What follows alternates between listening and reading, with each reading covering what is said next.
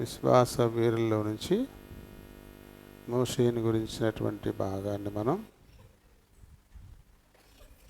ధ్యానిస్తున్నాం. Hebrew 11:23 నుంచి 27 వచనం వరకు మనం కలిసి చదువుకుందాం. మోషే పుట్టినప్పుడు అతని తల్లిదండ్రులు ఆ శిశువు సుందరుడై ఉండుట చూచి విశ్వాసను బట్టి రాజాజ్ఞకు భయపడక 3 మాసములు అతని దాచిపెట్టిరి.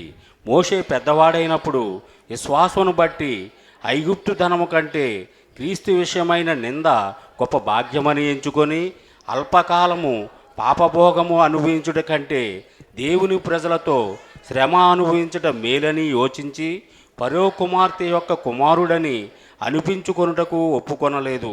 ఏలయనగా అతడు ప్రతిఫలముగా కలగబోవు బహుమానమందు దృష్టి ఉంచెను. విశ్వాసను బట్టి అతడు అదృశ్యుడైన వానిని చూచుచున్నట్టు స్థిరబుద్ధి గలవాడై రాజాగ్రహమునకు భయపడక ఐగుప్తును విడిచిపోయెను. దేవుడు పరిశుద్ధ వాక్యం దీర్చునుగాక. ఆమేన్. చిన్న ప్రార్థన చెప్పుకుందాము. అందరూ కూడా నాతో ఏకీభవించండి. దేవా, మరి ఎంతో ఆశతో నీ పాద సన్నిధికి నేను వచ్చాను. సాతానుడు నన్ను దోచుకోకుండా, నా మనసును ఆడు దారి తప్పించకుండా, నా కనులకు నిద్రబద్ధకాన్ని రానివ్వకుండా జాగరూకుడనై నేను ఈ వాక్కులను ఆలకించేలా, అందులోని మర్మాలను గ్రహించేలా నాకు సహాయం చేయమంటూ దేవుని దగ్గర మన చిన్న మనం చెప్పుకుందాం. కృపా సత్య సంపూర్ణుడైన మా దేవ, వందనాలు, స్తోత్రాలు. మీ కృప చొప్పున మా జీవితాలలో అనుగ్రహించిన మరొక పునరుత్థాన దినాన్ని బట్టి హృదయపూర్వకంగా మిమ్మలను స్తుతిస్తూ ఘనపరుస్తున్నాను. ఇంతవరకు పాడి మీ నామాన్ని మహిమపరిచాం. మీ లేఖనాన్ని ధ్యానించాలని ఆశపడుతున్నాం.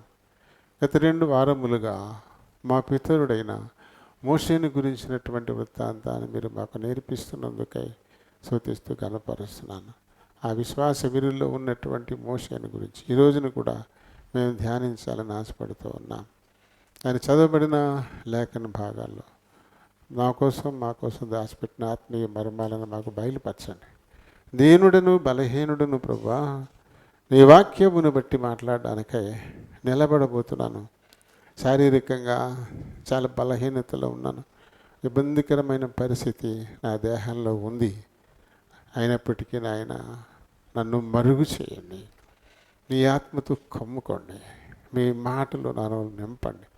మీరే మాట్లాడుకుని మహిమ పొందమని అడుగుతున్నాను. చేర్చబడిన మా ప్రియులందరినీ బట్టి వందనాలు, స్తోత్రాలు.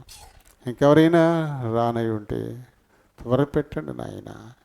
మరి అనుకున్న సమయానికంటే ముందు నేను దేవుని సన్నిధిని చేరాలి. ఈరోజు నాకేమి వాక్యాన్ని ఇవ్వబోతున్నావా అని దేవుణ్ణి అడగాలి. ఓపికతో కనిపెట్టాలి అనేటువంటి ఆలోచన ప్రతి వారిలోనూ బలంగా పుట్టించమని కోరుతా ఉన్నాను. ఏదో వెళదాంలే అని అనుకుంటూ పాటలు అయిపోయాక, అయితే ప్రసంగం సగం అయిపోయాక ఈ రీతిగా వచ్చేవారు ఉంటున్నారు. అలాంటి వారందరినీ క్రమపరచమని మీ చేతులకు అప్పగించుకుంటున్నాను. వచ్చిన వారెల్లా ఈ కొద్ది సమయం తమ హృదయాలు, చెవులు ఈ పరలోకపు గవిని వైపు కేంద్రీకరించులాగున సహాయం చేయండి. నిద్రాత్మల్ని, అంధకార శక్తుల్ని నజరేయుడైన యేసు నామములో బంధిస్తున్నాం. నన్ను, మమ్ములను, ఈ మందిరాన్ని, విద్యుత్, ఈ సౌండ్ సిస్టమ్ సమస్తాన్ని మీ చేతులకు అప్పగించుకుంటూ మీ నామమునతిగా హెచ్చిస్తూ నన్ను, మమ్మల్ని తగ్గించుకుంటూ మా ప్రభువును, మా రక్షకుడునైనా యేసు నామమున అడిగి వేడుకుంటున్నాను మా పరమ తండ్రి. ఆమేన్. Praise the Lord. ప్రభునామలందరికీ వందనాలు.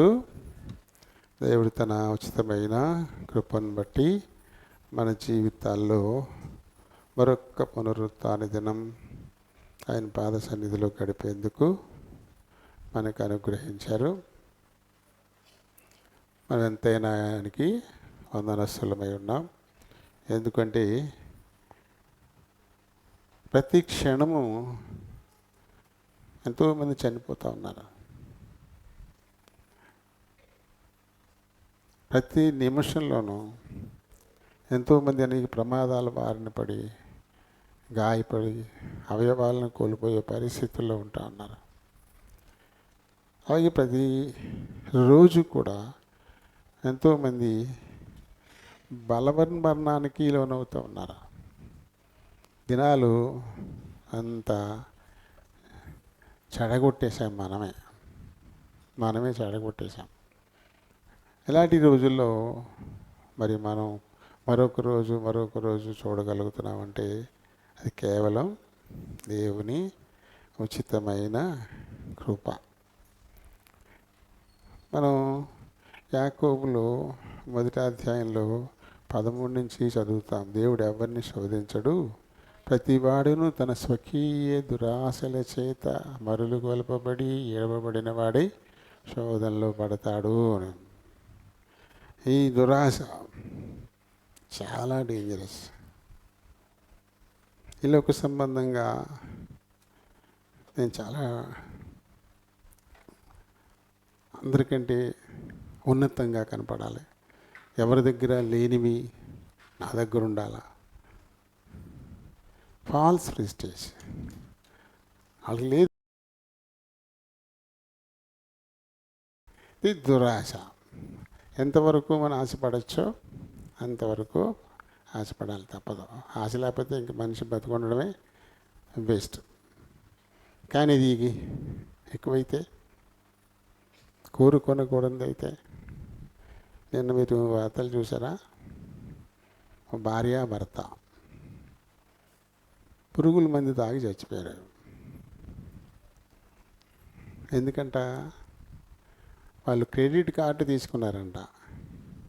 ఈ బ్యాంకులో ఫోన్ చేసి మీకు ఏమైనా క్రెడిట్ కార్డు కావాలా అని అడుగుతున్నారు. క్రెడిట్ కార్డు అంటే ఆ కార్డు పట్టుకెళ్ళి ఇష్టానికి మనం కొనేసుకోవచ్చు, డబ్బులు ఏమి ఇవ్వక్కర్లేదు.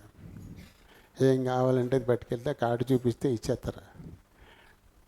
మొత్తం నెలకి బిల్లు ఎంత అయిందో ఆ బిల్లు బ్యాంక్ కూడా మనకు పంపుతాడు. అది పట్టుకెళ్ళి కట్టకపోతే అప్పుడు ఉంటుంది. వీళ్ళిద్దరూ ఆ క్రెడిట్ కార్డు బిల్లు కట్టలేక పురుగు మందాకి చచ్చిపోయారు. ఆ క్రెడిట్ కార్డుని కొనుగోలు చేసింది ఎవరు? వాళ్ళే కదా. ఎవరైనా బలవంతంగా వీళ్ళకిచ్చి వీళ్ళ చేత కొనిపించారా? కార్డు చేతిలో ఉంది కదా అని రిలయన్స్ లాంటిలోకి డీమార్ట్లోకి వెళ్ళిపోయి కనబడిపోతా ఉంటాయి. నేను ఇది ఇది అది అది పోగేసి అందులో పడేసేయడమే, అన్నీ లాగేసి పడేసేయడమే. ఇది ఎందుకని పనికొస్తుంది, తక్కువ వస్తుంది, ఎందుకని పనికొస్తుంది. ఆ బండికి ఇంట్లేకపోతున్నాం, దాన్ని నిండా పడేసేస్తున్నారా? బిల్లు కట్టేవాడికి తడిపోప్పుడు అవుతుంది. నేను డీమార్ట్కి వెళ్ళామనుకోండి, లాగి పడేస్తానే ఉంటాను అందులోను. పడేస్తాను. నాకేమో బుద్ధి ఎక్కడ కూడా బాబు బిల్లు పెరిగిపోతూ వేసేస్తున్నారు. ఇలా ఎందుకు ఎక్కలేదు, ఎందుకేమో వేసేస్తున్నారండి. పనికొస్తాయి. డబ్బాలు కట్టరు కదా, కట్టేవాడు కట్టుకుంటాడు. వాళ్ళు ఇష్టం వచ్చినట్టు క్రెడిట్ కార్డుతో కొనేశారంట. ఇంత బిల్లు వచ్చింది. ఇప్పుడు ఇది కట్టలేదు. బ్యాంకు వాళ్ళు గుమ్మ ముందు నిలబడతారు, ఇంట్లో సామాను బయటేస్తారు, బండపూతులు తిడతారు, అవమానపరుస్తారు. అంత ఏళ్ళేళ్ళు ఎందుకు తీసుకోవాలా, ఎందుకు కొనాలా, 1000 అమౌంట్ అన్నీ కొనేసేసి బిల్లు కట్టకుండా సిగ్గు సరలేదో మీకు కొని మొదలెట్టి ఇష్టానికి తిడతారు. లేకపోతే కట్టరుగా డబ్బులు. ఇక ఆలోచించుకుని పురుగు మందికి చచ్చిపోయారు వాళ్ళిద్దరూ. ఎవడు చేయమన్నాడు అలాగా? దురాశ, ఫాల్స్ ప్రెస్టేజ్. మనకున్న దానికంటే ఎక్కువ గొప్పగా కనపడాలని అనుకోవడం. మనకున్న దానికంటే ఎక్కువ గొప్పగా కనపడాలనుకోవడం అవసరం. అది ఏమి లేకపోతే ఏమి లేనట్ట. వాచి కూడా పెట్టుకోలేదు, నాకు వాచీలు లేవేంటి? లేకపోతే ఏమైనా అవుద్దా? పెట్టుకోకపోతే ఏమైనా అవుతుందా? ఏంటి నష్టం? ఏం అక్కర్లేదు, ఏం ఉండదు దానివల్ల. కానీ ఊరిని పాస్ ప్రెస్టేజ్కి వెళ్తుంటారు. ఆ ఎవరి చేతిలో చూసి ఆడు కోట్లోనే కొనుక్కున్నాడు, నేను కొనాలా. క్రెడిట్ కార్డు ఇప్పుడు డబ్బులు ఇవ్వక్కర్లేదు కదా, అప్పుడు కట్టచ్చులే, అంతే. కార్డు అట్టుకెళ్ళి కొనేయడమే. మరి బిల్లు. ప్రతి వాడును తన స్వకీయ దురాశల చేత మరులు గొల్పబడి ఏడవబడిన వాడై శోధనలో పడును. ఈ దురాశ పాపంలో పడకుండా మనం చాలా జాగ్రత్త పడాలి. ఈ దురాశ పాపంలో పడిపోకుండా చాలా జాగ్రత్త పడాలి. నిజంగా మోషే గారికి మామూలు ఆశ కూడా లేదు. ఆయనకి దురాశ కాదు. ఆయన ఫరో కుమారుడుగా పెరుగుతూ ఉన్నాడు. Prince of the Egypt. ఇవాళ రేపు కింగ్ ఆఫ్ ది ఈజిప్ట్ అవుతాడు. క్రౌన్ వస్తుంది దాని తల మీదకి. అన్ని ఉన్నా ఇవేమీ నాకొద్దు. నా ప్రజలతో కష్టపడమే నాకు మంచిది. ఈ అన్యుల ఈ వైభోగాలు నాకొద్దు అని చెప్పి అవి పోనీ ఏమన్నా అనుభవం లేనివాడు 40 సంవత్సరాలు అనుభవించాడు. 40 ఏళ్ల కాలం ఆ వైభవాన్ని అనుభవించాడు. కష్టం కదా వదులుకోవడం, కష్టం కదా వదులుకోవడం.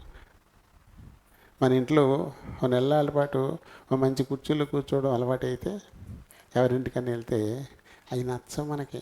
ఒక నెలలకే అబ్బు మా ఇంట్లో పెద్ద సోఫాలు ఉంటాయి, మళ్ళీ కూర్చున్నట్టే ఉండదు, అలాంటివి ఉంటాయమ్మా, వీటిలో మేము కూర్చోలేకపోతున్నాం, నొప్పులెట్టే అంటాం.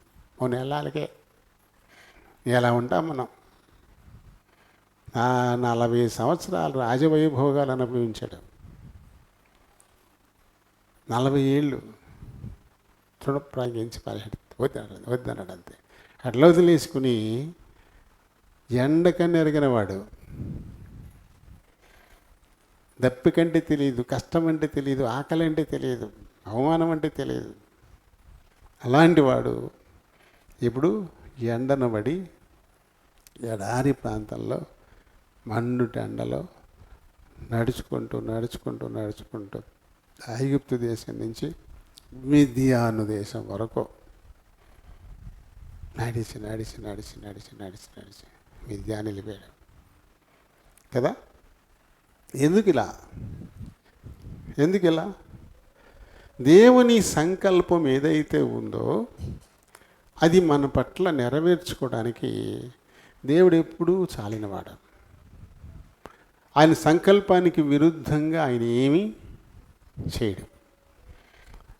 ఎప్పుడు ఇస్సాకు కూడా పుట్టకముందు అబ్రహాంతో దేవుడు చెప్పాడు కదా, అబ్రహంగానే ఏమన్నాడు, అబ్రహాం అవలేదు ఇంకా, నీ సంతతి వారిని నేను విమోచకుని పంపించి విమోచించి మిక్కిలి ఐశ్వర్యంతో వెనక్కి నేను తీసుకొస్తాను అని అన్నప్పుడే మోషేను అక్కడికి పంపడానికి ఆయన నిర్ణయం చేసుకున్నాడు. అప్పుడు ఇస్సాకే పుట్టలేదు.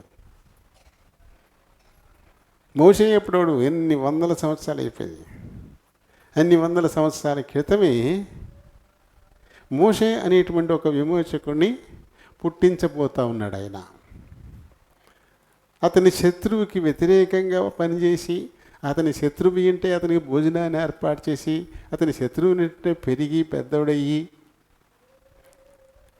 ఆ తర్వాత బయటికి వెళ్ళిపోయి మళ్ళీ వచ్చి ఎక్కడ పుట్టి పెరిగాడు వారినే బాధించేటువంటి పరిస్థితి, వారినే భయపెట్టి తన జనాన్ని విడిపించుకెళ్ళాల్సింది. ఇదంతా దేవుని అనాదికాల సంకల్పం. కాబట్టి ఈ వైభవాల్ని వదిలేసుకొని వెళ్ళిపోయాడు, కష్టాలను పొందించుకున్నాడు, వెళ్ళిపోయాడు. అందరూ భయపడుతూ ఉన్నారు. ఆ మండుతున్న పొదను చూడడానికి ఎవరు దరిదాపులకు కూడా వెళ్ళేవారు కాదు. కానీ ఇప్పుడు పనిగట్టుకుని తనకు తానే అక్కడికి వెళ్ళాడంటే అది దేవుని ఆకర్షణ. ఆయన కోసమే వందల సంవత్సరాలుగా దేవుడు కనిపెడుతూ ఉన్నాడు. గత వారం మనం చూసాం. ఆయన వెళ్ళాడు, అక్కడ దేవుడు మోషేతో మాట్లాడిన మాటలన్నీ విన్నాం. మోషే పట్ల దేవుని ఉద్దేశాలు ఏమిటో అవన్నీ చక్కగా నెరవేర్చుకుంటూ వచ్చాడు. అది మనం నిర్గమకాండం 3వ అధ్యాయంలో 10వ వచనం వరకు మనం చదివాం. 10వ వచనం వరకు దేవుడు మోషేతో మాట్లాడేదే మనకి కనబడుతుంది. 11 నుంచి ఇప్పుడు ఈ నోరు విప్పుతాడు. దేవుడు తన ఉద్దేశం ఏంటో చెప్పేశాడు. నా ప్రజల మూలుగులు నేను విన్నాను,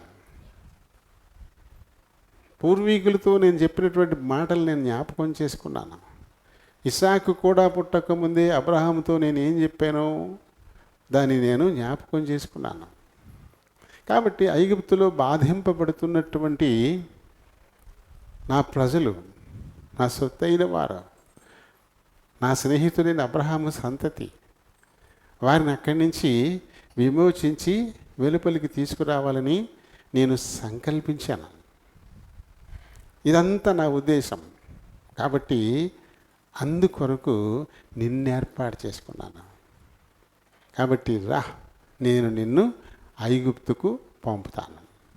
నువ్వు ఐగుప్తుకి వెళ్ళి అక్కడి నుంచి నా ప్రజలను విమోచించి వెలుపలికి తీసుకొని రావాలి అని దేవుడు తన ఉద్దేశాన్ని చాలా స్పష్టంగా మోషేతో చెప్పేశాడు. చెప్పేసరికి ఒక్కసారిగా మోషేకి గొంతుకులు పచ్చాలకాయ పడ్డట్టు అయిపోయింది. ఇవన్నీ గుర్తొస్తున్నాయి తనకే. ఐగుప్తు నుంచి ఎందుకు పారిపోయొచ్చాడు? ఇక ఐగుప్తుడిని చంపేశాడు. ఆ భయం ఉండిపోయింది. మళ్ళీ నేను ఐగుప్తుకి వెళ్ళినా, వాళ్ళు నన్ను చంప చూతానే కదా పారిపోయి వచ్చేసాను, ఇప్పుడు మళ్ళీ నేను అక్కడికి వెళ్ళినా. ఆ భయం మొదలైంది. తర్వాత ఆ కార్యం చాలా పెద్ద కార్యం. వారందరినీ విమోచించి వెలుపలికి తీసుకురావాలంటే ఎవరిని చూసి నేను భయపడి పారిపోయి వచ్చానో వారి ముందు నిలబడి మాట్లాడాలా, వారిని అడగాల ప్రజలు పంపమని. అటు ఇటు ఇబ్బందే, అటు ఫరోతో ఇబ్బంది, ఇటు ఈ ప్రజల మనస్తత్వం ఎలా ఉందో ఒక శాంపిల్ చూసేసాడు కదా. ఒక శాంపిల్ చూసేసాడు. ఐగుప్తుని చంపేసి పూడి చేసినట్టు నన్ను కూడా చంపేద్దాం అనుకున్నావా అన్నాడు ఒకడు. అది ఇశ్రాయేలీల మనస్తత్వం. ఒక పక్కన పరువు చంప చూస్తున్నాడు, ఒక పక్కనేమో తిరుగుబాటు చేసేటువంటి మనుషులు. వీరిద్దరి మధ్యకి వెళ్ళిన కార్యం జరిగించి యువతలకు తీసుకొని రావాలి. ఒక్కసారి ఎంత భయం వచ్చేసి ఉంటుంది. ఇది చాలా ఇబ్బంది. ఇది నాన్నగారు కొంచెం బలహీనమైనప్పుడు ఆయన చనిపోతారేమో నేను భయపడలే. ఎందుకంటే 90 సంవత్సరాలు వచ్చినాయి, ఇంకా అలాగే వెళ్ళిపోవాలికి తప్పదు, రేపు వెళ్ళిపోతారు. దాని గురించి బాధపడేది భయపడేది ఏం లేదు. కానీ నేను వెళ్ళిపోయాక ఈ సంఘాన్ని ఎవరు అవుతారు బాబు, ఈ సంఘం నా మీద పడద్దేమో, ఆయన వెళ్ళిపోయిన కానీ ఈ సంఘాన్ని నేను చూడాలేమో, నా మీద పడుతుందేమో అని నాకు ఈ భయం ఎక్కువైంది. ఆయన చనిపోతాడనే బాధ కాదు, ఈ భారం నా మీద ఎక్కడ పడద్దో అనేటువంటి భారం. ఎందుకంటే చూసుకుంటూ వస్తున్నా కదా ఎలా ఉంటారో మనోళ్ళు, ఏ రకంగా ఉంటారో. ఎంతగా గొంతు చుచ్చుకు చెప్పినా సరే అన్నీ రివర్స్లో ఉంటాయి. అన్నీని రేపు ఉదయం మట్టుకు ఇది లేదమ్మా అంటే ఇంక మంగళవారం ఎప్పుడు ఇంకేమీ లేదంట అని చెప్తారు మనోళ్ళు. రేపు మంగళవారం మట్టుకే అని చెప్పామనుకోండి, ఎలా చెప్తారు దాన్ని? ఇక మంగళవారం ఇంక లేదంట. ఇలాంటి మనస్తత్వం. ఒక్క నెల ప్రేమ విందు జరగాలంటే కొత్త సంవత్సరంలో ఆ ప్రేమ విందు జరపడానికి తల ప్రాణం తోక్కొచ్చేది. ఎలా జరుగుతుందో భయం అయిపోయి అమ్మయ్య అయిపోయిందిరా బాబు అలా ఉండేది. ఎందుకంటే ప్రతి వాళ్ళు ఎడ్డమంటే తెడ్డం టైప్ అనమాట. నువ్వు చెప్పేది నేను, నీకేంటి నేను చెప్పేది నువ్వు, మొత్తం అంది ఎవరి మటు కాళ్ళే అందరం కలిసి చేసుకుందాం, ఇది మన ఇల్లు అనేటువంటి మనస్తత్వం తక్కువ. అలా ఉండేది. కొంచెం పెత్తనాలు చేయాలనే ఆలోచనలు కొంతమందికి. అప్పుడు చాలా కష్టం. ఏదో నానెనకలేదో సాయం చేస్తా గడిపేస్తామంటే ఇప్పుడు మొత్తానికి నాన్న ఎత్తున పడద్దంట బాబు. నేను ఎక్కడ ఆయన చనిపోతాడంటే అది చనిపోయినందుకు బాధ వేసేది కాదు, ఈ భారం నా మీద పడిపోద్ది, నేను చేయాలి. ఎందుకు వచ్చారు బాబు అనవసరంగా ఈ ఊరు శుభ్రంగా ఏ కనపరం ఉంటే పోయేదానికి. ఇవన్నీ వచ్చేసి నాకు ఈ ఆలోచనలన్నీ వచ్చేసి నాకు ఎందుకు వచ్చింది తిప్పాలంట. అడుగులు మకా పెట్టి పిల్లలిద్దరు కాలేజీకి కనపరం వెళ్ళాలి సైకిల్ వేసుకుని, నేను డ్యూటీకి కనపరం వెళ్ళాలి. నాకు ఎందుకు అలాగే తిప్పలో శుభ్రం కనపరం ఏదో గిల్లు తీసుకుని అద్దెకుంటూ గొడవ లేదు కదా, అనవసరంగా ఇక్కడికి వచ్చి చిరికిపోయాను. ఇలాంటివన్నీ ముసిరేసి నాకు చాలా ఇబ్బంది అనిపించేది. నిజమే కదా. అందుకని నాన్నగారు చనిపోయిన తర్వాత ఏదో వాళ్ళ గొడవ వీళ్ళ గొడవ ఏదో ఒక రకంగా సాకెట్టుకుని తప్పించుకెళ్ళిపోదాం, ఎవరో ఒకళ్ళు స్థిరమవుతారు అని వెళ్ళిపోయింది సరిపిల్ల. అయిన దేవుడు వదలలేదు. దేవుడు తన నిర్ణయం అయినప్పుడు ఆయన చేతిలోంచి ఎవరు తప్పించుకుంటాం? అది మన వల్ల అవుతుందా? మన వల్ల కాదు. కానీ ఆ భయం ఉండడం అయితే సహజం. ఆ భయం ఉండడం అయితే సహజం. ఏర్పాట్లో ఉన్నారు కాబట్టి తీసుకొచ్చాడు కాబట్టి ఇప్పుడు ఒకవైపు కాదు, రెండు వైపుల నుంచి సమస్య. ఇటు కుటుంబం నుంచి సమస్య, ఇటు సంఘంలో నుంచి బయటికి వెళ్ళిన వాళ్ళ నుంచి సమస్య. ఏడా పేడా ఇటు అటు తట్టుకోవాలి, నా డ్యూటీ నేను చేసుకోవాలి, మళ్ళీ ఇక్కడ వృద్ధి కార్యక్రమాలు చేయాలి. అన్నీ ఒక్కసారి ఒక్క చేతి మీద చేయించాడు దేవుడు. రూపురేఖలు టక్క టక్క టక్క టక్క మార్చి పడేశాడు. ఎందుకంటే అది దేవుని చిత్తం అని సంకల్పం అంతే. దాన్ని ఎవరు కాదంటారు? మనం ఎంత భయపడినా సరే ఆయన చిత్తమైనప్పుడు దాన్ని ఎవరు తప్పించుకోలేరు. రోజు దీవెనలే కదా మాకు. ఇల్లుకి మరి ఇటు కాలనీ అంతా వినపడేలా బండ బూతులు తిట్టేవారు. ఒక పక్కన నెలలా డబ్బులు ఎట్టుకెళ్ళిపోయారు. మీకు తెలియదేమో. నెలలా జీతం పట్టుకెళ్ళిపోయాడు. ప్రతి నెల 1వ తారీఖున వచ్చేసి, నా జీతం కూడా వచ్చేది కాదు నాకు. ప్రతి నెల 1వ తారీఖున వచ్చేసి 2005 నుంచి 16 దాకా ప్రతి నెల డబ్బులు పట్టుకెళ్ళిపోయేవాడు. అయినా తిడతా ఉండేవారు. పక్కన డబ్బులు ఎట్టుకెళ్తానే ఉండేవారు, మళ్ళీ తిడతానే ఉండేవారు. బాండబూతులు. రారు. నా ఇంట్లోకి వెళ్తున్నాను అమ్మ ఇంటికి వెళ్ళి కౌరికితే రారు. పిల్లవాడి పెళ్ళి అంటే రారు. డబ్బులు మాత్రం పట్టుకెళ్తారు. ఎటువంటి పరిస్థితులు! ఇలాంటివన్నిటినీ ఎదుర్కొంటూ ముందుకు తీసుకెళ్ళాడు. నాకు ఇప్పుడు వచ్చింది సమస్య, అప్పుడు మోషేకి వచ్చింది సమస్య. నేను పంపుతాను ఐగుప్తు కానీ సరికెళ్ళా. గుబేలు మంది అయ్యి బాబోయ్, నేను ఐగుప్తుకి వెళ్ళాలా? ఇదేమో అక్కడి నుంచి ఏమో భయం వేసి నేను పారిపోయి రాజభోగాలు ఇవన్నీ వదిలిపెట్టేసుకొని వచ్చేసి ఎడారిలో ఏడుతుంటే నేను మళ్ళీ ఐగుప్తుకి వెళ్ళాలా అని చెప్పేసి ఇంకా ఈయన వెళ్ళడానికి ఇష్టం లేదు మనసులో. కాబట్టి సాకులు చెప్పడం మొదలెట్టాడు. రకరకాల సాకులు చెప్పడం మొదలెట్టాడు. చూడండి, 3:10 దేవుడు ఏమంటాడంటే, రా నిన్ను ఐగుప్తు పంపుతాను, వారిని విమోచించి నువ్వు తీసుకొద్దు కానీ అంటాడు. 11వ వచనంలో నేనెంతటోడిని మళ్ళీ నేను ఐగుప్తుకి వెళ్ళి రాజుతో మాట్లాడి నీ ప్రజలందరినీ విడిపించి వెలుపలికి తీసుకొస్తాకి నేనెంతటోడిని బాబు, అయ్యి బాబు నేనెంతటోడిని, నన్ను వెళ్ళమంటావేంటి అంటాడు. నేనెంతటి వాణ్ణి. అలాగే అనుకుంటాం, నేనెంతటి వాణ్ణి, నేనే పాటి వాణ్ణి, నా వల్ల అవుతుందా. ఇక్కడ ఓ రహస్యం ఏంటంటే, మనం ఒకటి మర్చిపోతాం, నేనే అనుకుంటున్నాం. కానీ మనం కాదు అక్కడ. కార్యం ఎవరి వల్ల సాఫల్యమవుతుంది? మన వల్ల కాదు.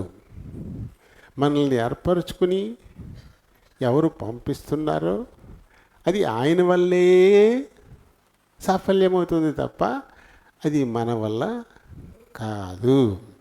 అయితే అంతా మనమే చేసేస్తున్నామని ఫీలింగ్ ఉంటుంది మనలో.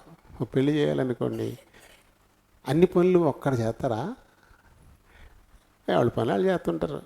అలాగే అందరూ తల వచ్చి చేస్తారు, పనులు అయిపోతాయి. కానీ అయ్యి బాబోయ్ ఇది ఎలా అవుతుందో ఏమవుతుందో ఇది ఒక్కడే చేసేస్తున్నట్టు. తనే ఒక్కళ్ళు చేస్తున్నట్టుగా ఇలాంటి ఒక ఫీలింగ్ బలంగా ఉండిపోతుంది. ఆ ఫీలింగ్ ఎప్పుడు ఉండిపోతుందో అప్పుడే మనిషికి కష్టం అవుతుంది. రకరకాలైనటువంటి సాకులు చెప్పే పరిస్థితులు కూడా మనకి ఇక్కడ వస్తాయి. చూడండి, మరి స్టెఫన్ కూడా ఈ చరిత్ర చెప్పాడు. అపొస్తలుల కార్యాలు 7వ అధ్యాయంలో బైబిల్ చరిత్ర చాలా చెప్పాడు స్టెఫను. 7వ అధ్యాయంలో 23 నుంచి 35 వరకు చదివితే ఉంటుంది అది. అయితే 35 ఒక్కటి చదువు. మోషే చూచి ఆశ్చర్యపడి నిదానించి చూచుటకు దగ్గరకు రాగా. ఎక్కడి నుంచి చదివేస్తున్నావు? ఎక్కడి నుంచి చదివేస్తున్నావు? 35 చదువు సరిపోద్ది. అధికారినిగాను తీర్పరినిగాను నిన్ను నియమించిన వాడెవడని వారు నిరాకరించిన ఈ మోషేను అతనికి పొదలో కనపడిన దేవదూత ద్వారా దేవుడు అధికారినిగాను విమోచకునిగాను నియమించి పంపెను. నిరాకరించారు. నిన్నెవడు మా మీద అధికారినిగా నియమించాడు? 2:11 నుంచి మనం చదువుతాం. నిర్గమకాండము 2:11 నుంచి ఉంటుంది.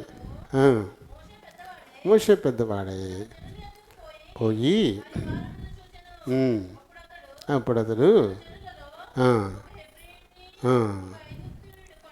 కొట్టగా చూచెను. కిందకు వచ్చేద్దాం, ఇంకా కిందకి. మా మీద నిన్ను 14లో మా మీద నిన్ను అధికారినిగాను తీర్పరిగాను నియమించిన వాడెవడు అని అడిగాడు. ఇప్పుడు ఆ వ్యక్తిని దేవుడు ఇప్పుడు అధికారినిగా తీర్పరిగా నియమించి ఆయన అక్కడికి పంపించబోతున్నాడు. నేను పంపుతున్నాను. ఎవరు ఎక్కడ నిన్ను ప్రశ్నించారు అక్కడికి.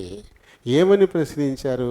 అదే హోదా నేను నీకు ఇచ్చి, నువ్వేమైనా అధికారివా, నువ్వేమైనా తీర్పరివా, మాతో చెప్పడానికి మాతో మాట్లాడికే అన్నారు కదా. ఇప్పుడు నిన్ను అధికారిగానే ఒక తీర్పరిగానే నేను నియమించి నేను అక్కడికి పంపిస్తున్నాను. నువ్వు వెళ్ళి వారిని విమోచించి వెలుపలికి తీసుకొని రావాలి.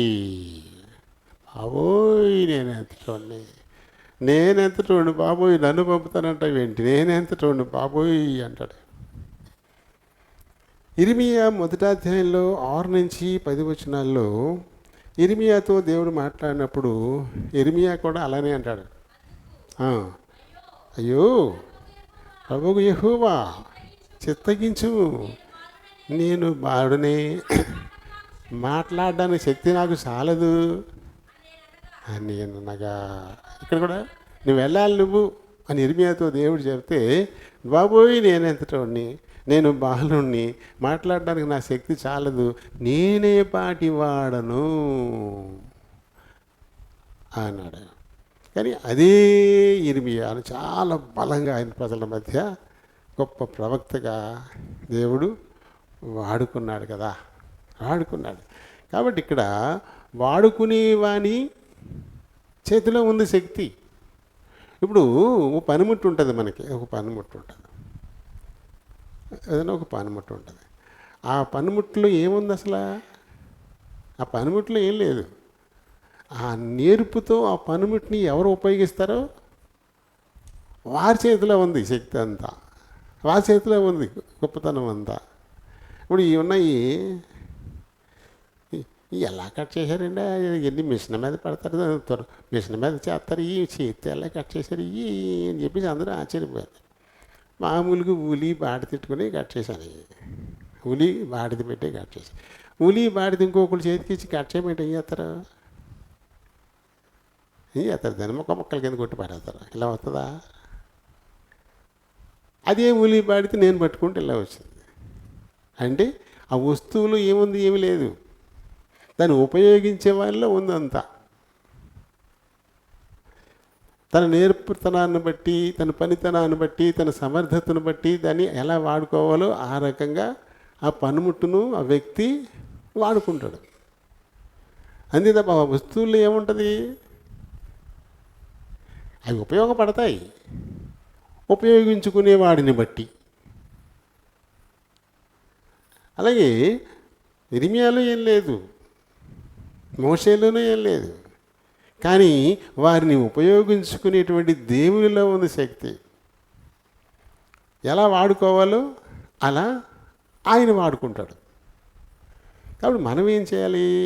నీ చేతిలో నేను ఒక పనిముట్టనంతే, నాలో ఏమీ లేదు, నీకెలా కావాలో అలా నన్ను వాడుకో అని చెప్పి ఆయనకి అప్పగించేసుకోవాలి.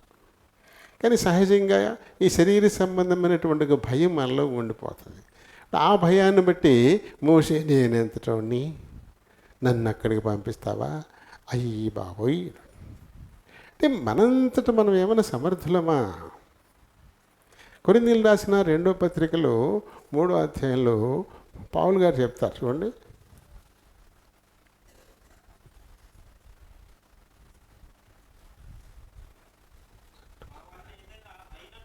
నా వలన ఏదైనా అయినట్లుగా ఆలోచించుటకు మా అంతట మేమే సమర్థులమని కాదు, మా సామర్థ్యము దేవుని వలన కలిగి అన్నది. అంతే. అది మనం ఎప్పుడు గుర్తుపెట్టుకోవాలి.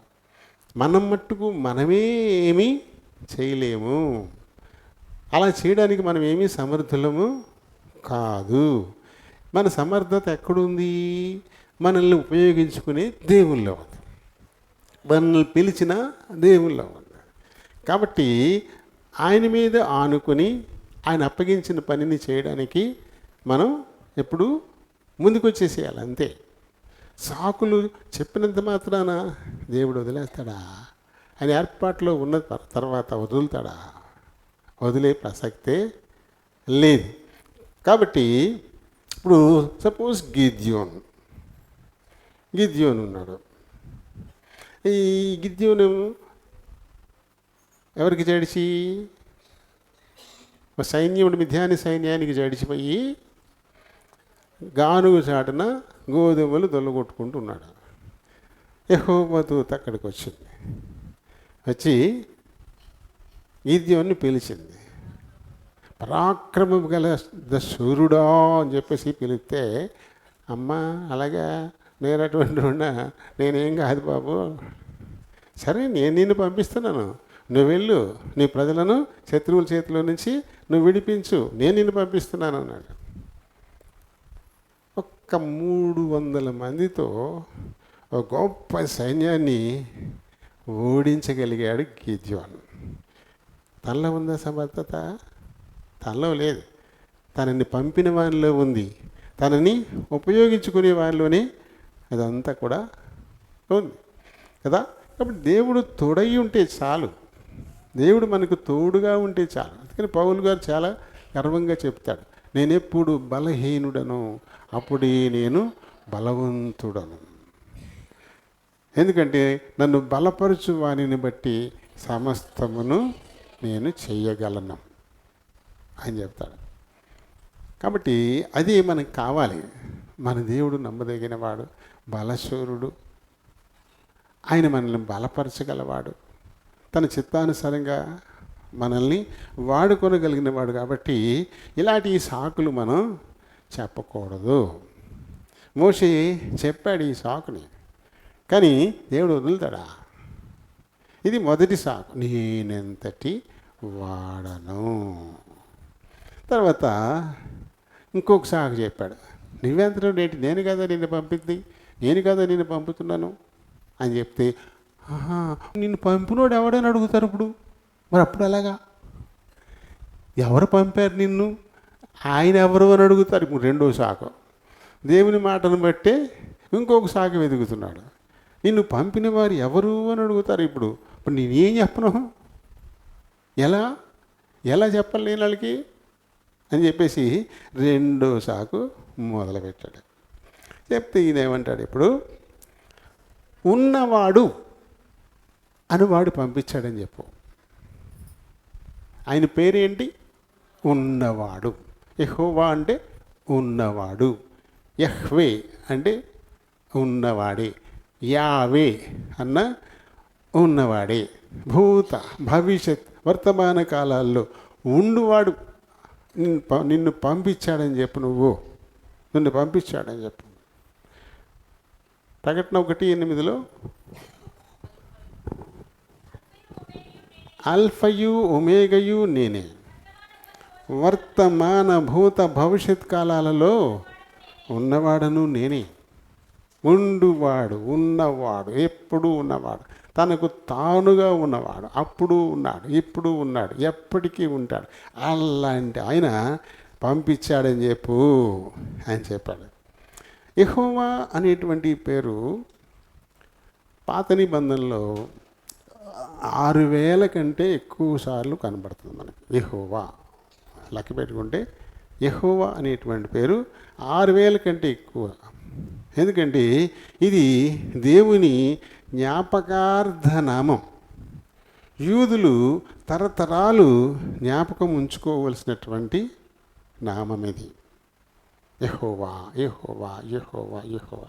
135వ కీర్తనలో 13వ వచనాన్ని మనం చదివితే, యెహోవా నీ నామము నిత్యము నిలుచును.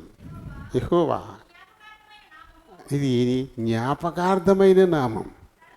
భూత భవిష్యత్ వర్తమాన కాలాలలో ఉండువాడు అనే దానికి ఇది జ్ఞాపకార్థమైనటువంటి నామం.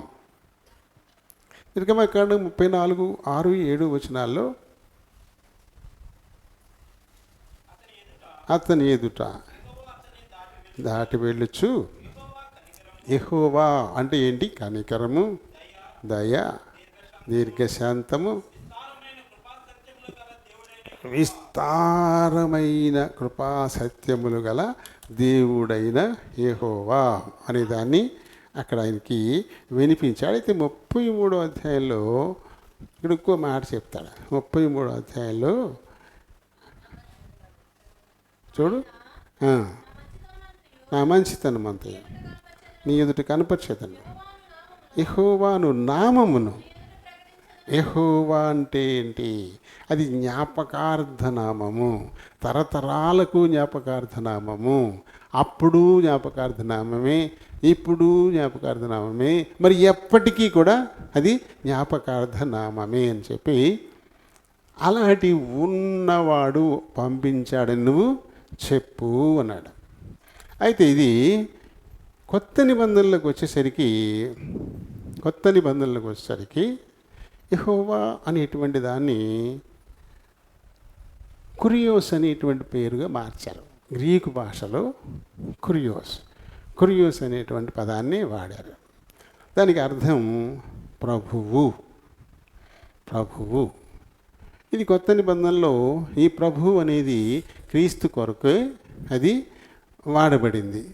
ఈ పదం కూడా కొత్త నిబంధనలో 700 సార్లు కంటే ఎక్కువగా ప్రభువు అనే మాట మనకి కనబడుతుంది. అంటే పాత నిబంధనలో యెహోవా అనే చోట, కొత్త నిబంధనలో కనుక ఆ రిఫరెన్స్ని తీసుకొస్తే యెహోవా అనే స్థానంలో ప్రభువు అని దాన్ని తర్జుమా చేశారు. చూడండి, యెషయా 40వ అధ్యాయము 3వ వచనాన్ని మనం చదువుదాం.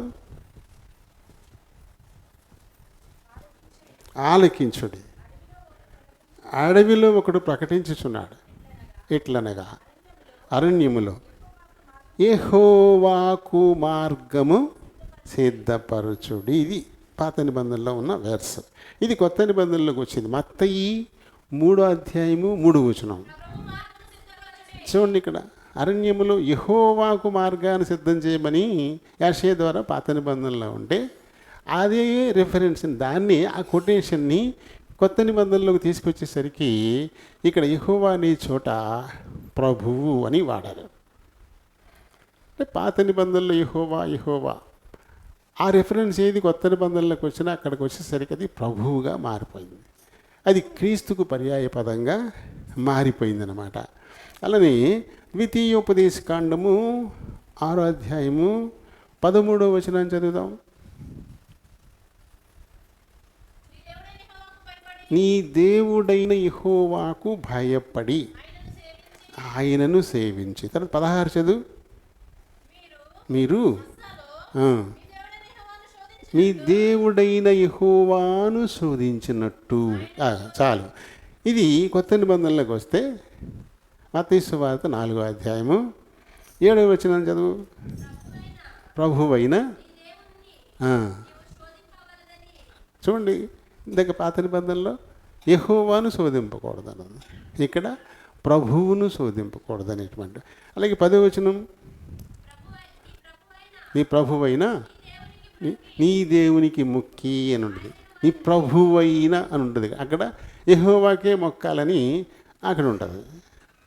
అంటే పాత నిబంధనలో యెహోవా అని ఉండే చోట, కొత్త నిబంధనలో అదే రిఫరెన్స్ కనుక ఇక్కడ వస్తే ఇక్కడ దాన్ని యెహోవాను ప్రభువుగా చెప్పడం అనేది జరిగింది.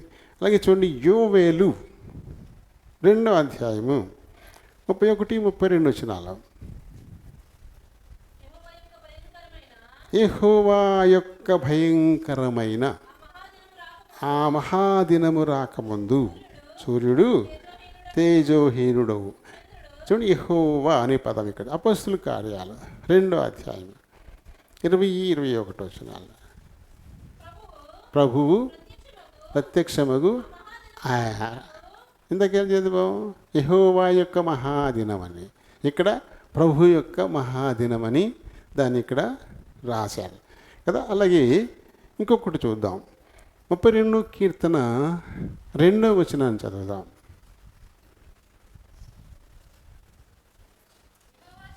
యెహోవా చేత నిర్దోషి అని ఎంచబడినవాడు, ఆత్మలో కపటం లేనివాడు ధన్యుడు. రోమీయులు రాసిన పత్రిక 4వ అధ్యాయం 8వ వచనాన్ని చదువుదాం. ప్రభువు చేత,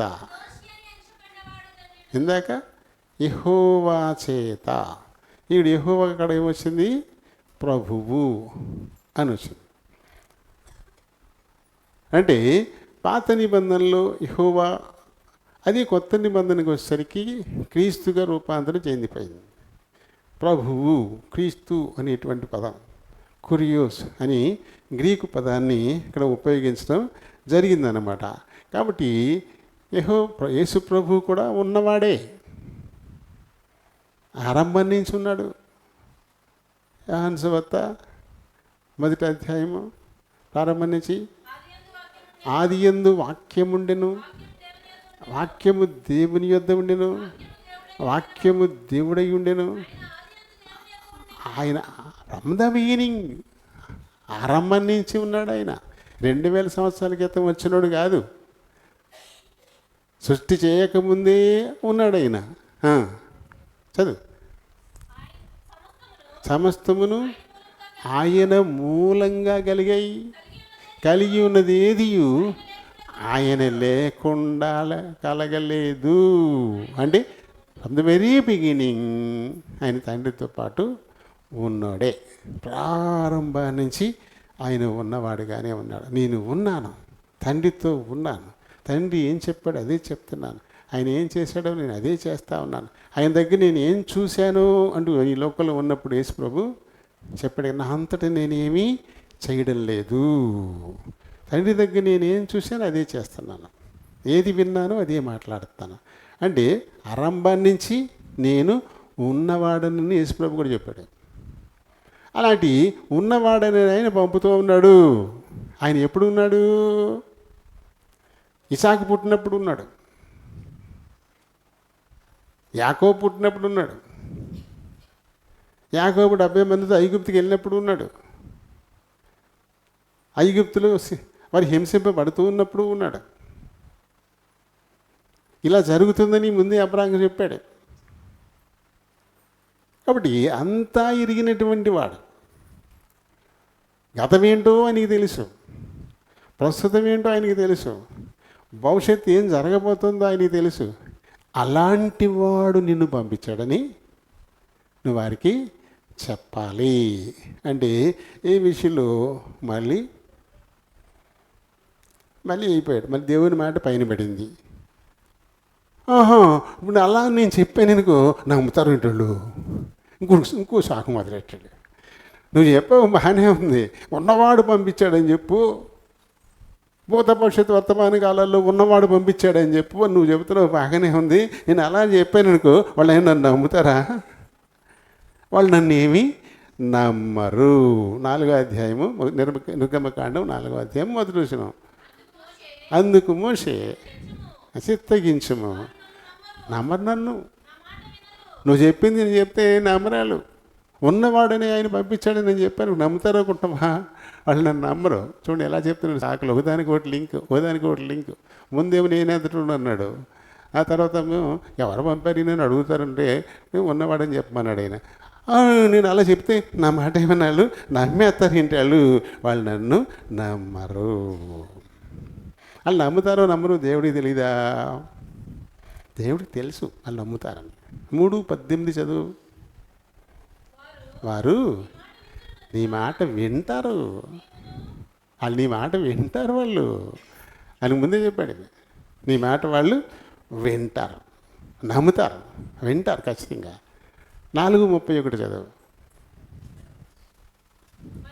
మరియు యెహోవా చూడవచ్చి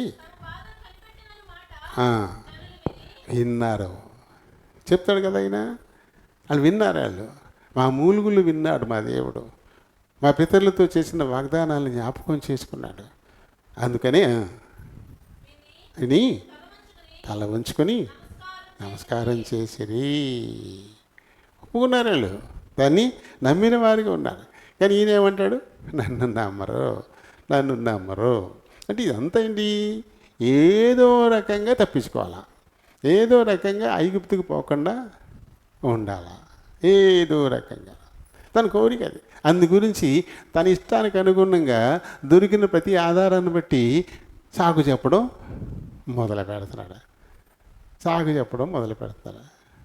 మరి జాగ్రత్తగా కొట్టుకాడికి వెళ్ళి ఎన్ని పట్టురావే మంచి పట్టురా అన్నాడు.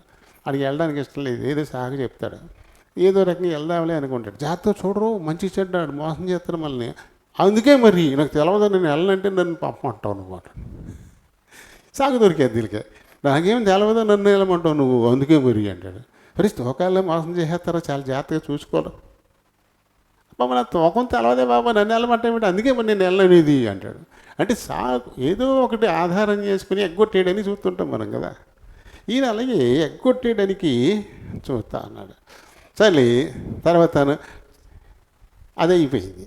3 శాఖం దేవుడు చెప్పేశాడు, వాళ్ళు వింటారు. వాళ్ళు ఆల్రెడీ వాళ్ళు వినడానికి సిద్ధంగా ఉన్నారు, ఒప్పుకున్నారు.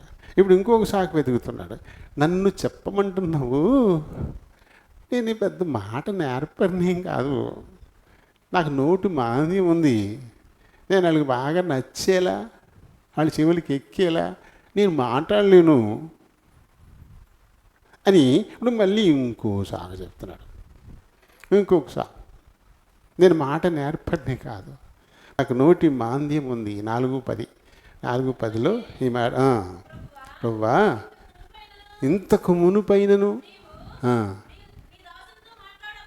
మాట్లాడప్పటి నుండి నేను మాట నేర్పరిని కాదు, నోటి మాంద్యం గలవని, నాకు కొంచెం నత్తుంది, నాకు మాట బాగా పెగలదు, నేను గనగనగనగన నేనేమీ మాట్లాడలేను. మళ్ళీ ఇంకొక శాఖ 6వ అధ్యాయము 30 వచనం చదువు. మోషే చిత్తగించము, నేను మాట మాంద్యం గలవాడిని. ఎలా వింటాడు? నేను మాటే సరిగా చెప్పలేను, నా మాట స్పష్టంగా రాదు, లోపభూయిష్టంగా ఉంటుంది. అప్పుడు ఎలా నేను చెప్పగలను? ఇది ఆలోచన. అంటే ఇప్పుడు దేవునికి కావలసింది ఏంటి? ఏదో అప్పుడు మనకు ఉంటుంది, ఏదైనా పని చేయాలనుకోండి, ఏదైనా కొయ్యాలి, ఓ మొండికైతే దొరికింది, దానికి పదును లేదు, అది తెగదు. ఇప్పుడు ఏం చేస్తాం మనం? 10 నెడతాం. ఏదో రాయి దగ్గరికి పట్టుకెళ్ళి నూరతాం. అంటే ఇది పనికొచ్చేలా దాన్ని మనం చేసుకుంటాం. కానీ ఇది ముందుకొత్తి ఇది తెగదు, అది పడేసి ఎలా పోయిను అని కూర్చుంటామా? ఇది మొండిది, ఇది తెగదు అని ఇక్కడ పడేసి కూర్చుంటామా? లేకపోతే అది తెగేలా దానికి 10 నెడతామా? మనం ఏం చేస్తాం? మీరు అందరూ కత్తి పెట్టుకుని ఉల్లిపాయలుగా వస్తారు కదా, అది మొండిది అయిపోద్ది, అది సరిగ్గా తెగట్లేదు, తీసి పక్కన పెడతారా? ఇప్పుడు ఏం చేస్తారు? ఏదో పుచ్చుకుని నూరతారు. తెగేలా దాన్ని మీరు చేసుకుంటారు. అంతేగాని ఇది తెగదని తీసి పక్కన పడేస్తామా? పడేయం కదా. అలాగే ఇప్పుడు దేవుడి చేతిలోకి ఒక సాధనంగా వెళ్ళిపోతే ఎలా వాడుకోవాలో ఆయనకి తెలుసు. ఈ మాట మాంద్యం ఉంటే ఏంటి, ఎలా వాడుకోవాలో ఆయనకి తెలుసు. ఆ మాటకి ఎలా పొందిన పెట్టాలో, లేదా ఆ మాట ఎవరి ద్వారా పరువుకి కన్వే చేయాలో ఆయన ఎరుగుదుడు. చిత్తం ఆయన, నీ చిత్తం అలాగే అని అనడానికి బదులు ఈయన సాకుల మీద సాకులు చెప్తానే ఉన్నాడు. అంటే మనం దేవుడికి కావాల్సింది ఏంటంటే మన వాగ్దాటి కాదు, మనం కావాలి. తర్వాత మనం ఎలా వాడుకోవాలో అలా వాడుకుంటాడు ఆయన. గడగడగడగడ మాట్లాడేయడం ఇది కాదు ఆయనకి కావాల్సింది. అసలు మనం ఆయన చేతిలోకి వెళ్తే చాలు. మనం ఎందుకు పనికి వస్తాము, మనం ఎలా వాడుకోవాలో ఆ రకంగా ఆయన వాడుకునే సమర్థత కలిగినటువంటి వాడు. అది మనకి కావాలి. ఏమాత్రం సంశయం లేకుండా ఆయన చేతిలోకి వెళ్ళిపోవడానికి సిద్ధపడాలి. మన వాళ్ళు చూడండి, పాట పాడమంటే నాకేమొచ్చు, నాకేం పాటలు రాదు. అమ్మ చప్పట్లు కొట్టుకుని దేవుని చూపించిన చప్పట్లు కూడా నాకు రావు. అబద్ధం కదా ఇది. మీరు వంట నేర్చుకుని వచ్చారా? ఇప్పుడు మంచి వంటలు చేయట్లే, ముందే వచ్చేసింది. కడుపులోంచి బయటకు వచ్చినప్పుడు ఈ వంట మంచిగా చేసేయడం వచ్చేసింది మీకు అన్నీ. తర్వాత నేర్చుకునేగా అన్నీ. ఏడవడం కూడా రాదు మనకు తెలుసా? పుట్టిన వెంటనే పిల్లడు ఏడవడం, ఏడుత్తం కూడా రాదానికి. డాక్టర్లు గిల్లుతారు, అనిపిస్తారండి. ఏడవడం కూడా రాదు, అని మనకి ఏం రాదు. అన్నీ భూమి మీద పడ్డాకే నేర్చుకోవాల్సిందే. ప్రతిదీ అలానే మనం నేర్చుకుంటా ఉన్నాం. ఇంక రాదేంటి? నేర్చుకునే ఆసక్తి నీకు ఉన్నప్పుడు రాదు అనే ప్రశ్నే లేదు, అక్కడ లేదు. కాబట్టి చక్కగా చప్పట్లు కొట్టడానికి ప్రయత్నం చేయాలి. మనకు రాకపోతే బాగా కొట్టేవాడిని చూసి నేర్చుకోవాలా. పాడడం మొదలు పెట్టాలి నోరు తెరిచి. అలా మొదలు పెడితే వచ్చేస్తుంది, వస్తూ ఉంటుంది. ఇప్పుడు మీకు ప్రతి ఆదివారం మెసేజ్ పెడుతున్నారు, అందులో పాటలు కూడా ఉంటాయి. ఆ పాట పెట్టుకోండి, అందులో పాట పాడుతూ ఉంటుంది, పుస్తకం దగ్గర పెట్టుకోండి. ఆ పాటతో కలిపి మీరు పాడేయండి. ఆ పాట ఎలా వస్తుందో బుక్ పెట్టుకుని చూసుకుంటా దాంతో పాడేయాలి. దాంతోపాటు పాడేస్తామంటే అన్నీ వచ్చేస్తాయి. ఇలా తాళం వచ్చేస్తుంది, శృతి వచ్చేస్తుంది, అన్నీ వచ్చేస్తాయి.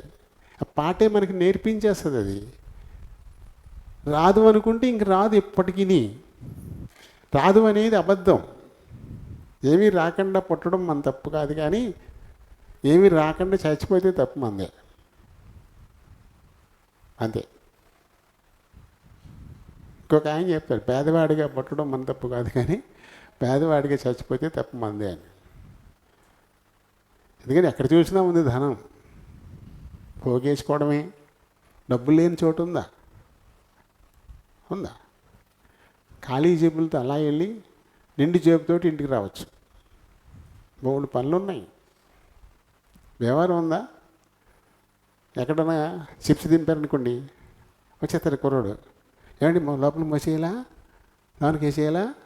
వేసేస్తామండి, చెప్పండి ఎంత ఇస్తారో అడిగేస్తాడు. బేరం కూర్చుకుంటాడు, ఒక నలుగురిని తెచ్చుకుంటాడు, టకటకటక మోసేస్తారు, డబ్బులు జేబులోకి వచ్చేసినాయి. రోడ్డు మీద ఇచ్చి గుర్తుంటుంది, ఏంటి మొయ్యాలా, చెప్పండి ఎంత ఇస్తారు, మాట్లాడేసుకుంటాడు. ఇలా ఎక్కడ చూసినా డబ్బులు ఉన్నాయి. సోమరితనం కింద ఆ చెట్టు కింద అలా కూర్చొని చొలుగార్చుకునేవాడికి ఏముండదు. డబ్బు సంపాదించాలి అంటే ఎక్కడ చూసినా డబ్బులు ఉన్నాయి, సంపాదించుకోవచ్చు. అందుకని పేదవాడిగా పుట్టడం మన తప్పు కాదు. పేదవాడిగా చచ్చావు అంటే ఖచ్చితంగా నీ తప్పు అంటాడు. అలా పాపిగా పుట్టడం మన తప్పు కాదు. ఎందుకంటే పాపంలోనే మనం పుట్టామని బైబిల్ చెబుతుంది. నువ్వు పాపిగా చచ్చిపోతే ఖచ్చితంగా నీ తప్పే.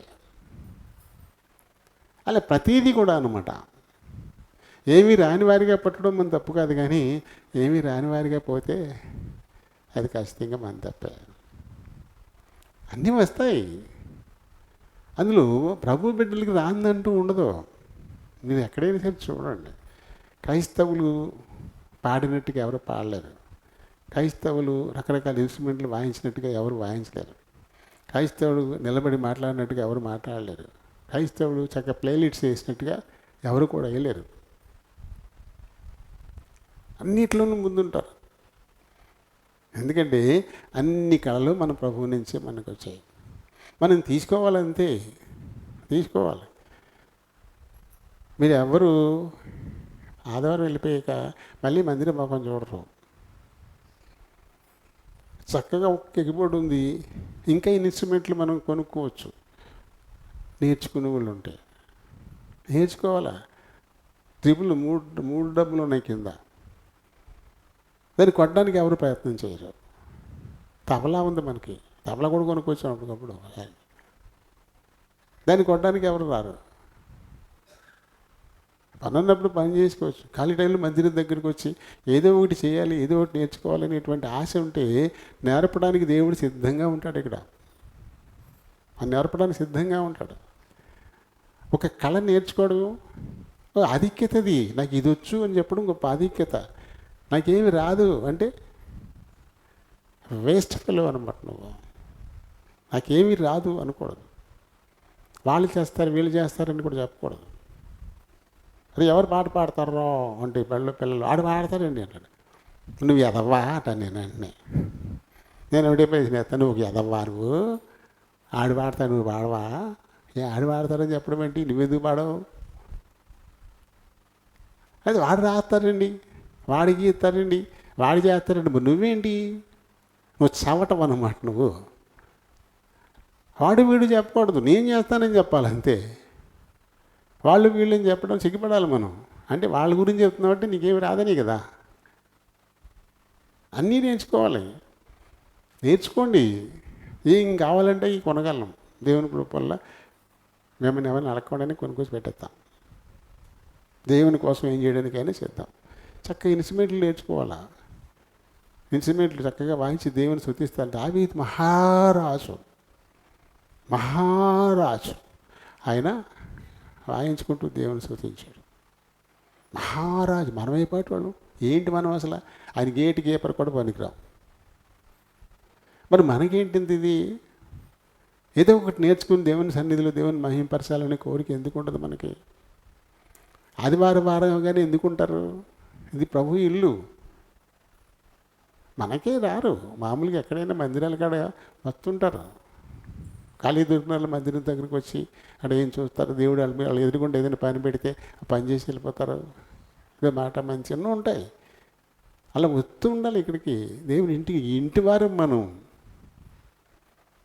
మన ఇంటికంటే శ్రేష్టమైన ఇల్లు ఇది. ఆదివారం మట్టికే ముఖం చూపించడం కాదు. ఆ ఖాళీ దొరికితే ఎవరో గుడికాడవాళ్ళు అయితే అరుగు మీద చెట్టు కింద వాళ్ళతో వెళ్తే కూర్చొని సొల్లు వేసుకుని గొడవలు పడడం ఎందుకు? వాదించుకుంటాం, ఘర్షణలు పడడం అవసరమా మనకి? అయ్యి ఖాళీ దేవుడు టైం ఇచ్చాడంటే దేవుని సన్నిధానానికి వచ్చేసేయాలి. అన్నీ నేర్పుతాడు దేవుడు. మనం ఆయనకి అన్నీ తెలుసు. అన్నిటికీ మూలమై ఉన్నటువంటి వాడు కదా. నేను పోను అని అసక్తి అసలు చెప్పకూడదు. చూడండి, ఇక్కడ యోసేపును వాళ్ళ నాయన అన్నలు ఏమయ్యారో తెలీదు, చాలా 3 నెలలు అయిపోయింది, వాళ్ళ వివరాలు ఏంటో కాస్త తెలుసుకురా నాయన అని పంపిస్తే, అయ్యి బాబోయ్ వాళ్ళు ఎక్కడున్నారో నాకెక్కడ తెలుసు, నేను అలా వెళ్ళగలను, నేను పోను అని అనుంటే ఐగుప్తుకు అధిపతి అయ్యేవాడా? ఐగుప్తు ప్రధాని అయ్యేవాడా? తండ్రి మాట విని వెంటనే వెళ్ళిపోయాడు అంతే. దావీదు, యెషయి యుద్ధం జరుగుతుంది కదా, ఆడ అన్నల పరిస్థితి ఎలా ఉందో ఒకసారి చూసి రమ్మని యెషయి దావీదుని పంపించాడు.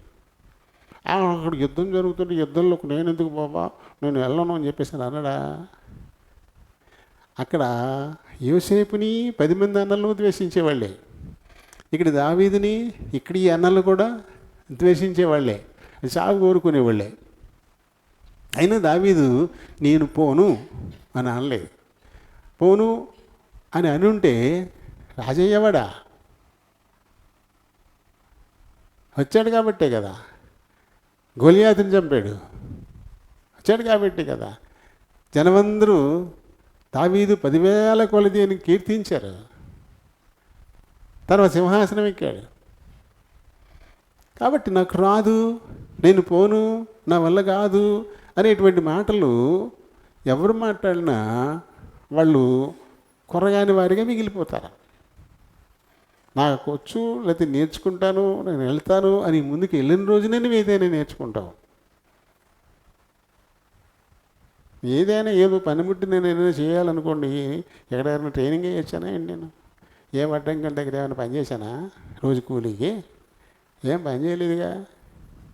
ఏదో ఒకటి ఇది చెయ్యాలి అనుకుంటాను, అది కళ్ళకి పొరలో తిరుగుతుంది.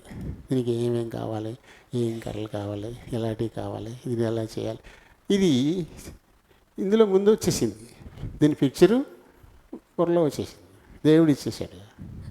విధానాల్లో మాదిరి పెట్టుకుని అలా వచ్చేలా దీన్ని తయారు చేశాం. ఇది వచ్చేసింది. అలానే నాకేమవుతుంది, నా వల్ల ఏమవుతుంది అని ఊరుకుంటే ఇంకేమీ రాదు మనకి. ఏమవుతుంది? రాదు. కాబట్టి అలాంటి మాట మన నోటి వెంట రాకూడదు. ఎందుకంటే సృష్టికర్త అయిన దేవుని పిల్లలు మనం. ఆయన పోలికే మనకిచ్చాడు, ఆయన స్వరూపమే మనకిచ్చాడు. అంటే మనం కూడా సృష్టికి ప్రతి సృష్టి చేయగలవాళ్ళమనే కదా అని అర్థం. సృష్టికర్త బిడ్డ రాయిలాగానే తను కూడా ఏమైనా చేయగలడు కదా. మనం ఎవరము? సృష్టిని సృజించినటువంటి దేవుని స్వరూపం, ఆయన పోలిక, ఆయన ఆత్మ కూడా మనలో ఉంది. కాబట్టి మనకేం రాదు.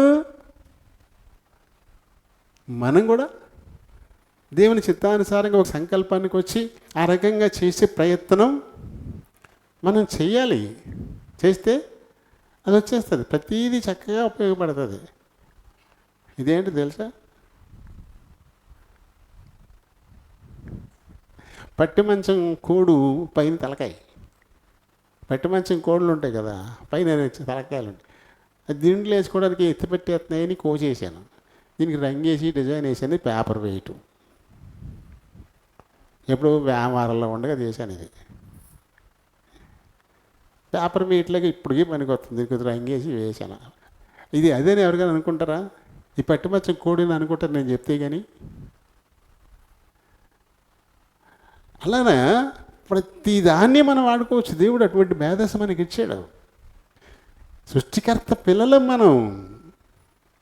కాబట్టి సాకులు చెప్పకూడదు. నాకు రాదు అబద్ధం. ఖచ్చితంగా అది ఆ మాట ఖచ్చితంగా అబద్ధం, నిజం కాదు. ఎన్నిసార్లు చెప్తున్నా మోషే ఏంటో దేవుడికి తెలుసు. తాత్కాలికంగా శారీరక బలహీనతను బట్టి సాకులేమో చెబుతున్నాడు. అందుకని ఇంత ఓపికగా మాట్లాడుతున్నాడు, ప్రతిదానికి జవాబు చెప్తున్నాడు. 4వసారికి ఈ మాట నేర్పరిని కాదు, లేదు ఖచ్చితంగా ఆయన్ని సిద్ధం చేశాడు. ఇప్పుడు ఇంకొక సాగు చెప్తున్నాడు. ఆఖరికి అసలు విషయం బయట పెట్టేశాడు. ఆఖరి విషయం ఏంటంటే తనకు అసలు వెళ్ళడం ఇష్టం లేదు కాబట్టి ఇన్ని చెప్పుకుంటూ వస్తున్నాడు. ఇంకెవరినైనా పంపించు అన్నాడు. ఆఖరి ఎవరినైనా పంపించు, నేను వెళ్ళను అని ఆఖరికి ఈ సంగతి తేల్చేశాడు. 13 వచ్చిన చదువు 4:13. అందుకు అతడు అయ్యో వా అని ఎవరినైనా పంపదలుచుకోండి, ఇంకొకళ్ళని పంపించు. నేను వెళ్ళను. అసలు విషయం ఇది. మొట్టమొదటి నుంచి తనకి వెళ్ళడం ఇష్టం లేదు. కాబట్టి ఒకసారి ఒక స్నేహితుడు అన్నాడు, ఒకసారి ఏమో ఎవరు పంపారని చెప్పమంటామన్నాడు, ఇంకోసారి ఏమో వాళ్ళు నన్ను నమ్మరు అన్నాడు, ఇంకోసారి ఏమో మాట మాంద్యం కలవండి నాకు సరిగ్గా రాదన్నాడు. ఆఖరికి అసలు విషయం చేశాడు. అసలు విషయం ఇది. మనకి ఇష్టం ఉండదు ముందు లోపల, మనకి ఇష్టం ఉండదు. అప్పుడే సాకులన్నీ వస్తాయి. ఏమా ఆదివారం మందిరానికి రాలేదురా అన్నాం అనుకోండి, ఆదివారం మొత్తానికి ఇష్టం లేకుండా ఉంది కాబట్టి సాకులు చెప్తారు. మానేసాం, ఇష్టం లేదు కాబట్టి మానేసాం. సాకులు చెప్తాం, రకరకాల సాకులు, చక్కగా భలే భలే సాకులు చెప్తాం. గేది ఈనింది అన్నయ్య గారు, అది దూడ, ఈ సాకు. ఒకసారి ఏమో అల్లుడి గారు వచ్చారని వెళ్ళిపోతే ఏం బాగుంటుందని మానేసి, అల్లుడితో మానేయాలి. ఆ తర్వాత పిల్ల ప్రసవం అయిందండి, చంటి పిల్లని ఏం వదిలేసి వచ్చేస్తామన్నాను. నిజమా ఇవన్నీ? నిజమేనా అంటే ఇంకెక్కడికి వెళ్ళట్లేదు, నువ్వు ఇంకే పని చేయట్లేదు. ఆ ఇంటికాడ అట్టి పెట్టుకుని అక్కడే ఉండిపోయావు. అయ్యన్ని దోడినట్టుకుని కూర్చున్నావు, లేదా కన్న పిల్లనట్టుకుని కూర్చున్నావు, లేదా వచ్చిన అల్లుడి గారికి గుమ్మ కాడ కాసుకొని కూర్చున్నావు. ఇంకే పనులు ఇంకేం చేయవు నువ్వు. ఇక నచ్చినవన్నీ చేసుకుంటావు. ఈ మందిరానికి రావడానికి మట్టుకు ఒకదాని కాల ఒకటి. అసలు విషయం ఏంటంటే రావడానికి ఇష్టం లేదు, నచ్చలేదు, మానేద్దాం అనుకున్నాం అంతే. ఆ తర్వాతే సాకులన్నీ వస్తాయి, రకరకాల సాకులు కదా. ఆఖరికి ఈయన ఏం చేశాడు? నువ్వు పంపదలిచిన వాడిని పంపించండి, ఇంకొకరిని ఎవరన్నా పంపించు, నేను అసలు వెళ్ళను అని అసలు విషయం బయట పెట్టేశాడు. దేవుడు కోపం వచ్చింది. చక్కగా ఓపికగా నచ్చ చెప్తా వస్తుంటే కన్విన్స్ అవుతాడు, చల్లి ఒప్పుకుంటాడులే అనుకుంటుంటే ఆఖరికి మొండికేసేసి ఎవరన్నా పంపించంటున్నాడు. దాంతో చదువు 13. ఆయన మోషే మీద కోపపడి, చూడండి ఎందుకు పోనన్నాడు.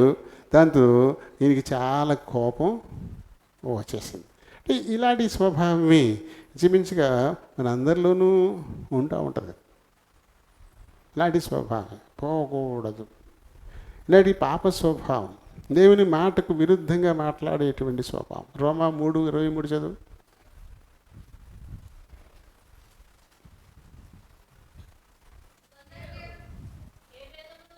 ఏ భేదమును లేదు, అందరూ అదే దేవుని మాటకు విరుద్ధంగా మాట్లాడడం. ఆయన ఆజ్ఞకు లోబడకపోవడమే కదా, మాట వినకపోవడమే కదా పాపం. ఆయన మాట వినడానికి ఇష్టపడట్లేదు. ఏ భేదం లేదు, అందరూ ఇలాంటి పాపమే చేస్తున్నారు. విధేయత చూపించట్లే, ఆయన మాటకు లోబడట్లే, అలా చేద్దామని అనుకోవడంలే. ఇది పెద్ద పాపం. ఏం పాపం చేశాను నేను? ఆయన మాట విన్నావా నువ్వు? అదే పాపం. నువ్వు వినలేదు, ఆయన మాట వినలేదు. మాట వినకపోవడం, సోది చెప్పడం అంత పాపం అన్నాడు సమయాలు కదా. అంత పాపం. సోది చెప్పి చంపేయమన్నాడు. అంటే మరణపాత్రమైన పాపం అన్నాడు ఏకంగా. మాట వినకపోవడం, సోది చెప్పడం అంత పాపం అన్నాడు. సోది చెప్పి వాళ్ళందరినీ చంపి పారేయమన్నాడు. అంటే ఏంటి? దేవుని మాట వినకపోవడం, అవిధేయత చూపించడం, అది అంత పాపం. ఇలాంటి పాపం అందరం చేస్తున్నటువంటి పరిస్థితులు మనకి చూస్తాం కదా. ఇదంతా ఆయనకి తర్వాత అర్థమైంది, బాగా పెద్దవాడు అయిపోయిన తర్వాత యాత్ర కొనసాగించేటప్పుడు. అలా కీర్తన రాశాడు, 90వ కీర్తన కదా. అందులో 7వ వచనం నుంచి చూడండి. ఈ కోపం వలన మేము క్షీణిస్తున్నాము. ఎందుకు క్షీణించిపోతున్నాము? దేవుని కోపం. ఎందుకు కోపడ్డాడు? మనం విధేయ చూపట్లే, ఆయన మాట మనం వినట్లే. ఆయన మాట మనం వినకనప్పుడు ఏమవుతుంది? ఆయన కోపం వస్తుంది. ఆ కోపం మన మీద పడితే ఏమైపోతాం? మనం క్షీణించిపోతాం, అంతకంతకంతకంతకి తగ్గిపోతాం, అంతకంతకంతకి ఆఖరికి జీరో అయిపోతాం. దేవుని మాట విననంత కాలము మనం తగ్గిపోవడమే తప్ప ఇంక ఎదగడం అనేది ఇంక లేదు. ఆయన మాట విని నువ్వు ముందుకెళ్ళిన రోజున క్రమక్రమంగా ఎదుగుతూ ఉంటావు. అన్ని విషయాల్లోనూ క్రమక్రమంగా ఎదుగుతావు, బలపడతావు, వృద్ధి పొందుతావు. ఎప్పుడు వినము అప్పుడే క్రమంగా క్షీణించిపోవడం మొదలవుతుంది. అదే రాసుకున్నాడు ఆ తర్వాత. అది అలా 11వ వచనం దాకా ఆ విషయాల గురించి ఆయన రాశాడు. మొత్తం మీద దేవుడు తన సంకల్పం నెరవేర్చేందుకు పదే పదే పదే ప్రోత్సహిస్తున్నా, పదే పదే ఆజ్ఞాపిస్తున్నా విధేయత చూపించకపోతే ఇక ఆయన కోపం వస్తుంది. ఆయన కోపం వచ్చింది మన మీద అంటే మనం క్షీణించిపోవడం మొదలవుతాం, అంతకంతకు తగ్గిపోతాం, అంతకంతకు మన పరిస్థితి దీనమైపోతుంది. కాబట్టి దేవుని మాట వినడానికి ఎప్పుడు త్వరపడాలి, ఆయన మాట విని ఆ ప్రకారం చేయడానికి ఎప్పుడు త్వరపడాలి. ఇప్పుడు ఐగుప్తుకి వెళ్ళడం తప్పిందా మోషేకి? తప్పిందా? తప్పలే. కానీ ఎందుకు తిట్టించుకోవాల్సి వచ్చింది? ఎందుకు దేవుడు ఆయన మీద కోప్పడాల్సి వచ్చింది? దేవుని సంకల్పాన్ని తప్పకుండా మన పట్ల నెరవేర్చుకోవడానికి ఆయన చాలినటువంటి వాడు. దానికి విరుద్ధంగా మనం చేద్దామనుకున్నా చేయగలమా? ఏమన్నా నినివే పట్టణస్తుల పాపం ఎక్కువైపోయింది, నేను దాన్ని నాశనం చేయాలనుకుంటున్నాను, కాబట్టి ప్రకటించరా అని చెప్పి పొమ్మన్నాడు.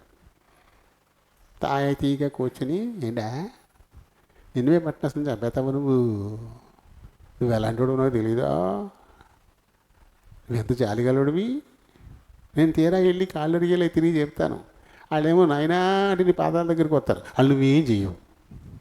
ఈ మాత్రం దానికి నేను ఎక్కడెక్కడికో పోవాలా? నేను పోను, ఇక్కడ ఉంటే మళ్ళీ పిలుస్తావు, కాబట్టి నేను ఇక్కడ ఉండాలా, నేను ఇంకో పక్క వెళ్ళిపోతాను, దర్శీసి వైపు వెళ్ళిపోతాను, నేను నినివి వెళ్ళను అని చెప్పేసి దర్శీసి వాళ్ళకి. అంటే ఎక్కడుంటే చెప్పేవాడు దర్శించి ఆ వాళ్ళు ఎక్కడుంటే చెప్పడు దేవుడు. చూడు, ఇంత గొప్ప దైవజనుడు కూడా ఇలా మూర్ఖంగా ఆలోచిస్తున్నాడు. దేవుడికి కనబడని చోటు ఉందా? ఇక్కడే ఉంటే నేను చెప్తాడా? ఇంకో దిక్కితే చెప్పడా? ఆ వాళ్ళలో ఉంటే చూడ్డా ఆయన, అది ఇంకో దారిలో ఉంటే చూడ్డా ఆయన, ఆయనకి కనపడింది ఏదన్నా ఉందా? ఎంత మూర్ఖపు ఆలోచన చూడండి. నేను ఇక్కడ ఉండను, ఇక్కడ ఉంటే నన్ను అన్నీ మళ్ళీ పిలిచి నినివే వెళ్ళమంటావు నువ్వు, నేను ఇక్కడ ఉండను, ఇక్కడ నేను తర్షీషు వైపు వెళ్ళిపోతాను. వెళ్ళి వాడెక్కేసాడు. అంతే, ఎవరక్కడా అన్నాడు. సముద్రం, చిత్తం బ్రవ్వా, ఇంకెవడరా అక్కడ? ఊరుగాలి, చిత్తం బ్రవ్వా, చూడు యోనా పారిపోతున్నాడు, అడ్డుకుంటున్నాడు. అంతే, సముద్రం లేచిపోయింది, ఈ వాడని అడ్డం కొట్టేసింది. ఇంక అది ఎటు వెళ్తాకలేదు, ఇటు వెళ్తాకలేదు, నా ఇబ్బంది. తన అవివేకం వల్ల, తన అవిధేయత వల్ల ఎంత నష్టం. ఆ వాడలో ఉన్న సరుకులన్నీ సముద్రం పాలు చేశారు పాపం. ఎన్ని డబ్బులు ఎట్టు కొనుక్కున్నారో. వాడ తేలిక చేయడం కోసం సామాగ్రి అందులో ఉన్న ఎన్ని సముద్రం పాలు చేశారు, సముద్రంలో పడేసేసారు. అయినా వాళ్ళ వల్ల కావట్లేదు. అరే బాబు ఏమైంది, ఏంటి సంగతి, ఎవరి దేవుడికి వాళ్ళు బాధ చేయరా? ఓ పెద్ద ఆయన వచ్చినట్టున్నాడు ఏడి, ఓ పెద్ద ఆయన ఎక్కినట్టున్నాడు ఏడి, ఆ కింద ఉన్నట్టున్నాడు. లోపలికి వెళ్ళి చూస్తే శుభ్రంగా తలగా నెట్టుకుని నిద్రపోతున్నాడు ఈయన. హై నిద్రపోత. ఒక గొప్ప దైవజనుడిని, దేవునితో మాట్లాడే దైవజనుడిని, ఒక పామరుడు, ఒక పడవ నడుపుకునేవాడు, ఏయ్ నిద్రపోతా, ఏం మాయరోగం వచ్చింది నీకు, ఇలా నిద్రపోతున్నావు, మేమందరం అక్కడ ప్రాణభయంతో దడదల్లాడిపోతున్నాము, పరిస్థితి ఎలా ఉందో తెలుసా నీకు, లేగా లేచి నీ దేవుడికి బాధ చేయి అని ఒక అనామకుడు ఓ దైవజనుడికి చెప్పాలి పరిస్థితి. స్థానం మర్చిపోతే అలాగే ఉంటుంది, తానేమిటో మర్చిపోతే అలాగే ఉంటుంది. నేను ఒక దేవుని దాసుడిని అనే సంగతిని యోనా మర్చిపోయాడు. దేవుని చిత్తానికి విరుద్ధంగా ఆలోచన చేశాడు. దేవుని చిత్తానికి విరుద్ధంగా వెళ్ళిపోవాలని ప్రయాణం చేస్తున్నాడు. ఆయనకి అడ్డుకోవడానికి పెద్ద ఇబ్బందా? అర్థమైపోయింది, నాయన నా కోసమే ఇదంతా చేశావు, నీ మాట వినకుండా నేను పారిపోతున్నానని వీళ్ళందరినీ ఇబ్బంది పెడుతున్నావా బాబు? ఇది నా వల్లే ఇదిరా, నా గురించే ఇదంతా. ఓ పని చేయండి, నన్ను కాలు చేతులు పట్టుకుని సముద్రంలో పడేసేయండి, ఈ తుఫాను ఆగిపోద్ది, నీకు ఏ హాని ఉండదు అన్నాడు. పాపం వాళ్ళు, అయ్యో పాపం నిన్ను ప్రాణాన్ని సముద్రపాలన చేయమా బాబోయ్ అని చెప్పేసి వాళ్ళు నిజంగా ఈయనకంటే యథార్థంగా నీతిమంతుల్లో ఉన్నారు వీళ్ళు పామరులు. లేదు మీరేం సందేహపడద్దు పడచేయడం అన్నాడు. ఇతని ప్రాణానికి సంబంధించిన దోషం మా మీదకి రాకుండా చేయను ఆయన అని దేవుడికి మొక్కుకొని ఎత్తి పడేశారు. అంతే, సముద్రుడు వెళ్ళిపోయాడు, గాలిగాడు వెళ్ళిపోయాడు, నిశ్చలమైపోయింది. ఇప్పుడు మత్స్యానికి ఆర్డర్ వేశాడు, యానా పడుతున్నాడు సముద్రంలో అని జాగ్రత్తగా మింగి తీసుకెళ్ళి నినివే పట్టణం రేవులోకి ఎక్కాయి, వాడికి ఏ హాని కలగకూడదు అన్నాడు. ఆ నోరు కాసి కూర్చుంది, అలా దూకాడు. అంతే, ఏం చేసింది దానికి 72 గంటలు దాని ప్రాణం అదికి వచ్చింది. 72 గంటలు ఒగ్గ పట్టుకుని ఈదు 72 గంటల పాటు ఎదరమేదని పని అయిపోయింది. చూడండి, యోనా వల్ల ఎంతమందికి శ్రమ. అతని అవిధేయత వల్ల, దేవుని మాట అతని వినకపోవడం వల్ల ఎంత పాపం అవుతుందో చూడండి. ఇప్పుడు ఆ వాడవాళ్ళందరినీ ఇబ్బంది పెట్టాడు, ఆ సామాగ్రి అంతా సముద్రం పాలు చేశారు. ఇప్పుడు ఈ అమ్మ సొమ్ము తిరిగిన చేప అది ఈయన మింగేసి మోసుకెళ్ళాల్సి వచ్చింది. తీసుకెళ్ళి ఎక్కడున్నాడో తెలియకుండా ఉంది, ఏడ్చేడు ముందు. తీరా కళ్ళు తెరిచి చూసేసరికి నినివే పట్టణపు రేవులో ఉన్నాడు. అది ఎవరిని అడుగుంటాడు, బాబా ఇది ఏ ఊరు, ఇదే అండి నినివే. అమ్మరబ్బా, తీసుకొచ్చి ఇక్కడ పడేసాడా. వాడ మీద వెళ్ళాల్సినోడిని ఎక్కడున్నానో తెలియకుండా ఇలా వచ్చానా అని చెప్పేసి పాపం ఉన్న ఆశ అంతా తోడుచుకొని కడుక్కొని ఇప్పుడు నేను ఏ పట్టణస్తులారా అంట మొదలెట్టాడు. చెప్పడానికి ఇష్టం లేదు అసలు వీడికి. 3 రోజుల ప్రయాణం ఒక్కరోజు తిరిగేసరికి మొత్తం అంతా పట్టణం అంతా అయిపోయింది. ఒక్కరోజు చెప్పేసరికి 3 రోజులు నడవాలంటది, అంత పెద్ద పట్టణం అంట. ఒక్కరోజు చెప్పేసరికి మొత్తం పట్టణం వెళ్ళట్టు అయిపోయింది. సరేండి, ఇప్పుడు టైం అవుతుంది. ఇక్కడ అసలు ఉద్దేశం ఏంటి? దేవుని మాటకు విరుద్ధంగా నడుచుకోవడం, ఆయన చెప్పింది చేయకుండా ఉండడం, ఆయన మాట వినకపోవడం పాపం వల్ల చాలామందికి ఇబ్బంది వస్తుంది. మనకే కాదు, మన పాపం మనకే కాదు ఇబ్బంది కాదు, మన పాపం భర్త పాపం భార్యని ఇబ్బంది పెట్టచ్చు, తల్లిదండ్రుల పాపం బిడ్డల్ని ఇబ్బంది పెట్టచ్చు, ఇంకా కుటుంబీకులను ఇబ్బంది పెట్టచ్చు, అందరినీ ఇబ్బంది పెడుతుంది. ఒక్కరి పాపం అందరి వల్ల. చూడండి, యోనా పాపం ఆ వాడవాళ్ళందరినీ కష్టపెట్టింది. ఆ మోగజీవి చేపను కూడా కష్టపెట్టింది. యోనా పాపం దేవుని మాట వినకపోవడం. కాబట్టి వినకపోవడం అనేది చాలా నేరం. అందుకని ప్రతివారు వినడానికి వేగిరపడాలి అని చెప్పింది మనం చూస్తాం కదా. కాబట్టి ఆఖరికి ఇప్పుడు మోషేకి ఐగుప్తు వెళ్ళడం ఇంకా తప్పలేదు. ఇంకా కొన్ని అష్యూరెన్స్లు ఇచ్చాడు. నీకు మాట మాంద్యం అయితే నీ అన్న అహరోను ఉన్నాడు, నీ రాకను బట్టి అతను చాలా సంతోషిస్తున్నాడు, నేను ఆనందంగా ఎదుర్కొంటాడు. నువ్వేం చెప్పాలనుకుంటున్నావో అది నీ అన్నకి చెప్పు. ఫరో ఎదుట నీ అన్న మాట్లాడతాడు. నిన్ను మీ అన్నకు దేవుడిగా నేను నిర్ణయించాను. నీ అన్నకు నువ్వే దేవుడివి. నువ్వేం మాట అహరోనుకు నువ్వు చెప్తావో అహరోను ఫరోకు చెప్తాడు. నువ్వేం చెప్పగల? ఏ నత్తిగానో ఇంకోలాగానో మీ అన్నకి చెప్పు. నువ్వు మీ అన్నయ్య చెప్తాడు, గంభీరంగా మాట్లాడతాడు ఫరో ముందు. అలా నియమించాను, నువ్వు వెళ్ళాల్సిందే అని అన్నప్పుడు ఇంకా ఆఖరికి ఒప్పుకోవడం తప్పలేదు. దేవుని కోపానికి కూడా గురవ్వాల్సి వచ్చింది. ఇది ఇంకో ఘట్టం మోషే జీవితంలో. ఆ తర్వాత నుంచి ఇక ఫరో ఎదుటికి వస్తాడు. ఫరో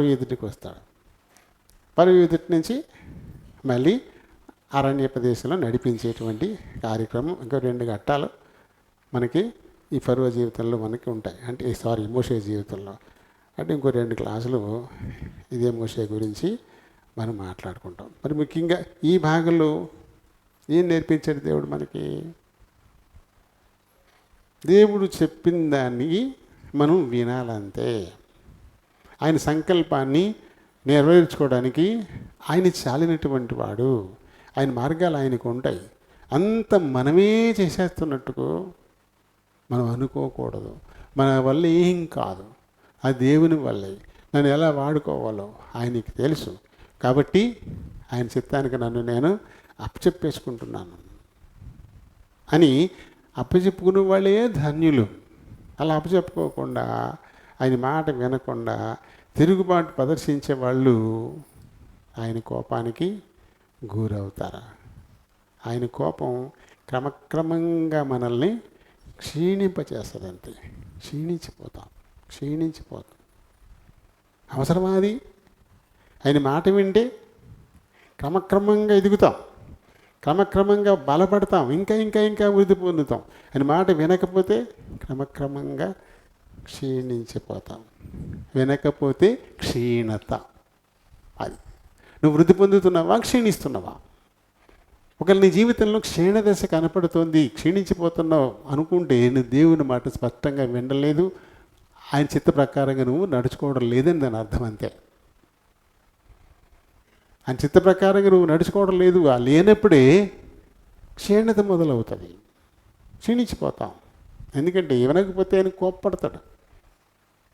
ఈ కోపము చేత మేము క్షీణించిపోతున్నాం అంటాడు మోషే. వాస్తవం అది. దేవుని కోపం మన మీదకి వస్తే క్షీణించిపోతాం. ఆయన మాట మనం వినిన రోజున ఆయన ప్రసన్నత వస్తుంది మన మీదకి. అప్పుడు వృద్ధి, ఆశ్చర్యకరమైన వృద్ధి, క్రమక్రమంగా అలా వృద్ధి చెందుతూ ఉంటాం. ఆ వృద్ధిని మనం చూడలేకపోతున్నాము అంటే ఆయన మాట మనం వింటలేదు అని ఇండికేషన్. అదే ఆయన చిత్తానుసారంగా నేను నడుచుకోవడం లేదు, అదే ఇండికేషన్కి, వేరే ఏం అక్కర్లా. దేవుడి మాటల్ని దీవించిన గాక. కీర్తన 15వ కీర్తన 5 వచనాలు ఉన్నాయి. మనందరం కలిసి చదువుకుందాం. యెహోవా, నీ గుడారములో అతిథిగా ఉండదగిన వాడెవడు? నీ పరిశుద్ధ పర్వతం మీద నివసింపదగిన వాడెవడు? యథార్థమైన ప్రవర్తన కలిగి నీతిని అనుసరించుచు హృదయపూర్వకంగా నిజము పలుకువాడే. అట్టివాడు నాలుకతో కొండములాడుడు, తన తెలియకానికి కీడు చెయ్యడు, తన పొరుగువాని మీద నింద మోపడు. అతని దృష్టికి నీచుడు, అసహ్యుడు. అతడు యెహోవా యందు భయభక్తులు గలవారిని సన్మానించును. అతడు ప్రమాణము చేయగా నష్టము కలిగినను మాట తప్పడు. తన ద్రవ్యము వడ్డీకియ్యడు. నిరపరాధిని చెరుపుటకై లంచము పుచ్చుకొనడు. ఈ ప్రకారము చేయువాడు ఎన్నడనూ కదల్చబడడు. దేవుడి పరిశుద్ధ వాక్యం దీవించునుగాక. ఆమేన్. చిన్న ప్రార్థన చెప్పుకుందాం. కనికర సంపన్నుడా, వందనాలు, స్తోత్రాలు. మరొక మారు మీ కృపాసన వద్దకు వస్తున్నాం. మా వినికిడిలోనికి తేబడిన లేఖనాన్ని దీవించండి. ఈ లేఖనాన్ని బట్టి ఈ దాసుకు నిలబడబోతున్నవి కొద్ది నిమిషాలు బలపరచండి. మీ మాటలు నింపండి, ఖాళీ చేయండి. మా పిల్లలందరికీ కొద్ది సమయం తమ హృదయాలు చెవుల్ని పరలోకపు గవిని వైపు కేంద్రీకరించేలాగా సహాయం చేయమని ప్రభువును రక్షకుడునైనా యేసునామమున అడిగి వేడుకుంటున్నాను మా పరమ తండ్రి. ఆమేన్. Praise the Lord. ప్రభు దేహంలోనూ రక్తంలోనూ పాలు పంపులు పొందడానికై ఇప్పుడు మనం సిద్ధపడుతూ ఉన్నాం. నేను పరిశుద్ధులను గాక మీరును పరిశుద్ధులై ఉండండి అంటూ ప్రభు పదే పదే చెప్తూ వచ్చారు. నేను పరిశుద్ధున్నాను. మరి పరిశుద్ధుడైనటువంటి యేసు ప్రభు యొక్క దేహానికి సాదృశ్యమైన రొట్టె, ఆయన రక్తానికి సాదృశ్యమైన ఆ రసంలోనూ మనం పాలు పొందాల్సిన వారంగా ఉన్నాం. ఈ పాలు పొందడానికి అర్హత అంటే యోగ్యంగాను అయోగ్యంగాను అని పౌలు గారు 1 కొరింథీ 11వ అధ్యాయంలో చెప్పారు. ఎవరు అయోగ్యంగా పాలు పొందుతారో అని చెప్పాడు.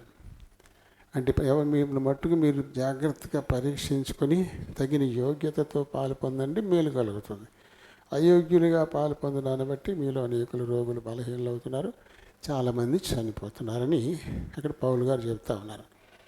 కాబట్టి పరిశుద్ధుడితో సహనివాసం చేయడానికి, ఆయనతో పాటు భోజనం చేయడానికి ఖచ్చితంగా ఆయన పరిశుద్ధ స్థలం మీద, ఆయన పరిశుద్ధ పర్వతం మీద ఎవరు నివసించడానికి అర్హులు వారు మట్టుకే ఆయన దేహంలో రక్తంలో పాలు పొందేందుకు కూడా అర్హులవుతారు. 5 వచనాల్లో చాలా చక్కగా క్లుప్తంగా రాశారు. ప్రభుతో సహనివాసం చేయడానికి, ప్రభుతో భోజనం చేయడానికి ఎవరు అర్హులు కదా. మరి చాలా స్పష్టంగా భాష కూడా కట్టింగ్ చేయలేదు, చాలా సులువుగానే రాశారు. సులువైనటువంటి భాషలోనే ఇది రాయబడింది. రాముడు చూడండి, 2వ వచనం నుంచి, యథార్థమైన ప్రవర్తన కలిగి నీతిని అనుసరించుచు హృదయపూర్వకంగా నిజం పలికేటువంటి వాడు మాత్రమే ఆయన పరిశుద్ధ పర్వతం మీద నివసించడానికి యోగ్యుడు. అంటే ఆయన పరిశుద్ధ పర్వతం మీద నివసించేవారు ఆయనతో పాటు భోజన పానాలు చేస్తారు కదా, ఆయనతో పాటే భోజన పానాలు చేస్తారు. అలా చేయడానికి ఎవరు అర్హులు? వారి ప్రవర్తన ఎప్పటికీ యథార్థంగా ఉండాలి, హృదయపూర్వకమైనటువంటిదై ఉండాలి. ఏం చేసిన వేషధారణతో కాకుండా హృదయపూర్వకంగా చేయాలి. ఎందుకంటే ఆ హృదయాన్ని దేవుడు ఎరిగినటువంటి వాడు. ఆయనకి కనపడకుండా మనం దాచిపెట్టగలిగేది ఏమి ఉండదు. అందుకని ప్రభుకి ఇష్టమైన రీతిని అన్నమాట యథార్థంగా ప్రవర్తించడం అంటే నీతిని అనుసరించాలి. అంటే నమ్మిన దానిని ఎట్టి పరిస్థితుల్లోనూ వదులుకోకూడదు. నీతిని అనుసరించడం అంటే దేన్ని మనం నమ్ముతామో దాన్ని ఎట్టి పరిస్థితుల్లో కూడా వదులుకోకూడదు. మరి చాలా బలహీనమైన పరిస్థితుల్లో మనం నీతిని వదిలేసుకుంటుంటాం, అంటే రాజీ పడిపోతూ ఉంటాం. ఇదే కదా, ఈ చిన్నదే కదా, ఈ మాత్రం దానికే కదా, ఇలాంటి మనకు మనం చెప్పుకుంటూ ఉంటాం, సరి చెప్పుకుంటూ ఉంటాం. మనకి చిన్నది పెద్దది అని మనకు ఉంటుంది. దేవుడికి చిన్న లేదు, పెద్ద లేదు, ఆయనకి అన్నీ ఒకటే. మనకి సూది అంటే పెద్ద లెక్కలేదు కాదు. గుణమంటే గుణమే అంటాం. సూదా, ఓ సూది బాబు, సూది బాబు గారికే. గుణమంటే అమ్మో గుణమే అంటే అంత తేడా ఉంటుంది మనకి. దేవునికి అలా కాదు, సూదైనా ఒకటే, ఆయనకి గుణమైన ఒకటే, ఆయనకి అన్నీ ఒకటే.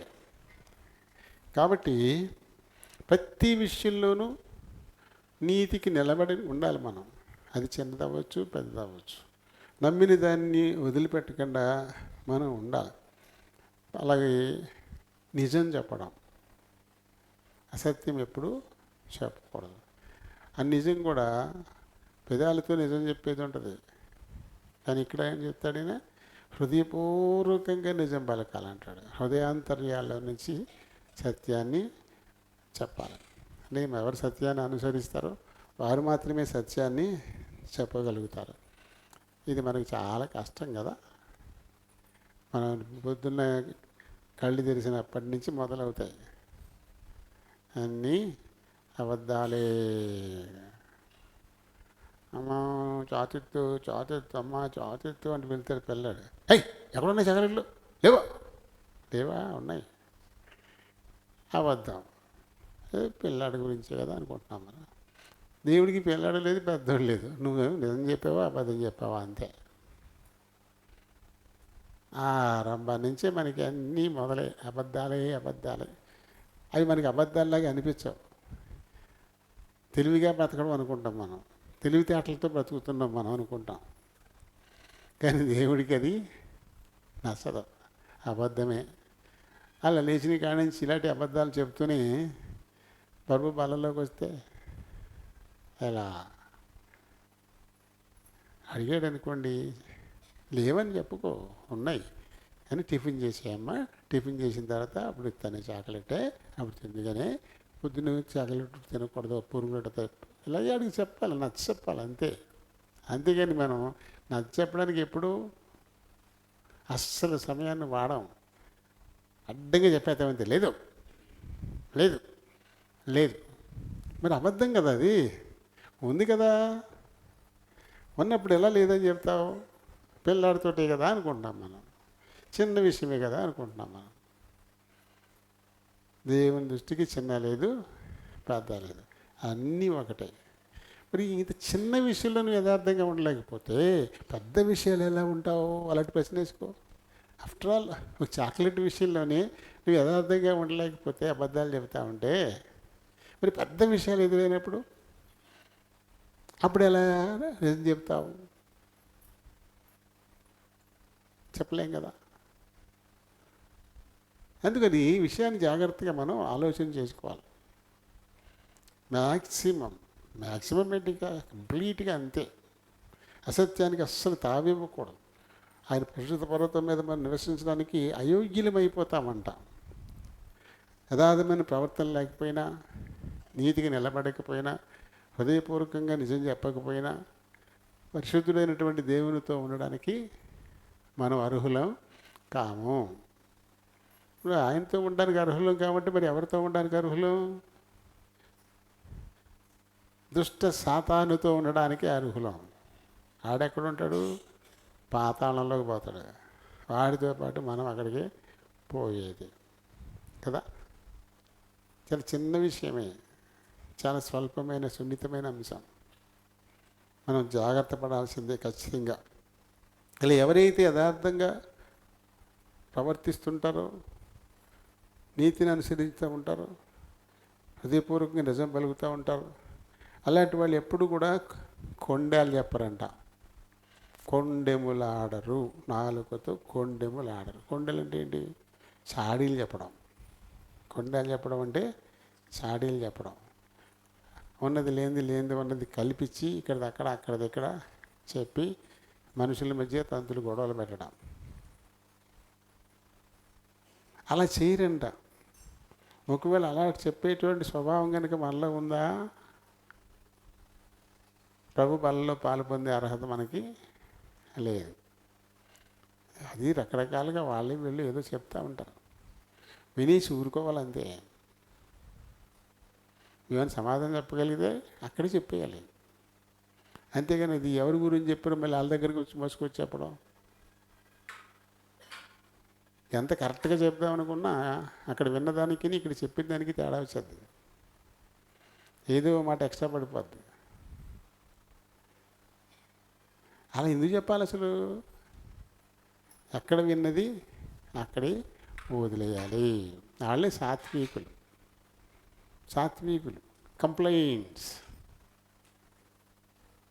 కంప్లైంట్లు అన్నమాట. చెప్పకూడదు. సాత్వికులు కంప్లైంట్ చెప్పకూడదు. ఇక్కడిదక్కడ అక్కడిదిక్కడ అసలు చెప్పకూడదు. మ్యాక్సిమం ఎవరైనా చెప్పబోతుంటే వినకుండానే తప్పించుకోవాలి. అవన్నీ మాకు ఎందుకులే అమ్మాలని వదిలేయాలి. ఒకవేళ అయినా వినడం తప్పలేదు, పట్టుకుని చెయ్యి ఎట్టుకుని మరి గట్టిగా లాగేసి మరి చెప్పారనుకోండి, ఈ చెబుతా విని చెబుతా వదిలేయాలి తప్ప, అది ఎవరి గురించి చెప్పారో మళ్ళీ వాళ్ళ దగ్గరికి వెళ్ళి నువ్వు ఇలా అంట కదా, అలా అంటే కదా, ఆడు ఇలా అంటుంది అని చెప్తే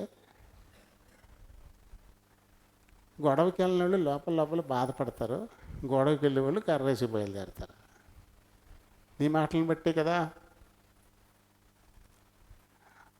అలా చేస్తే నువ్వు ఖచ్చితంగా దేహంలో రక్తంలో పాలు పొందడానికి అర్హురాలవి కావంటాడు.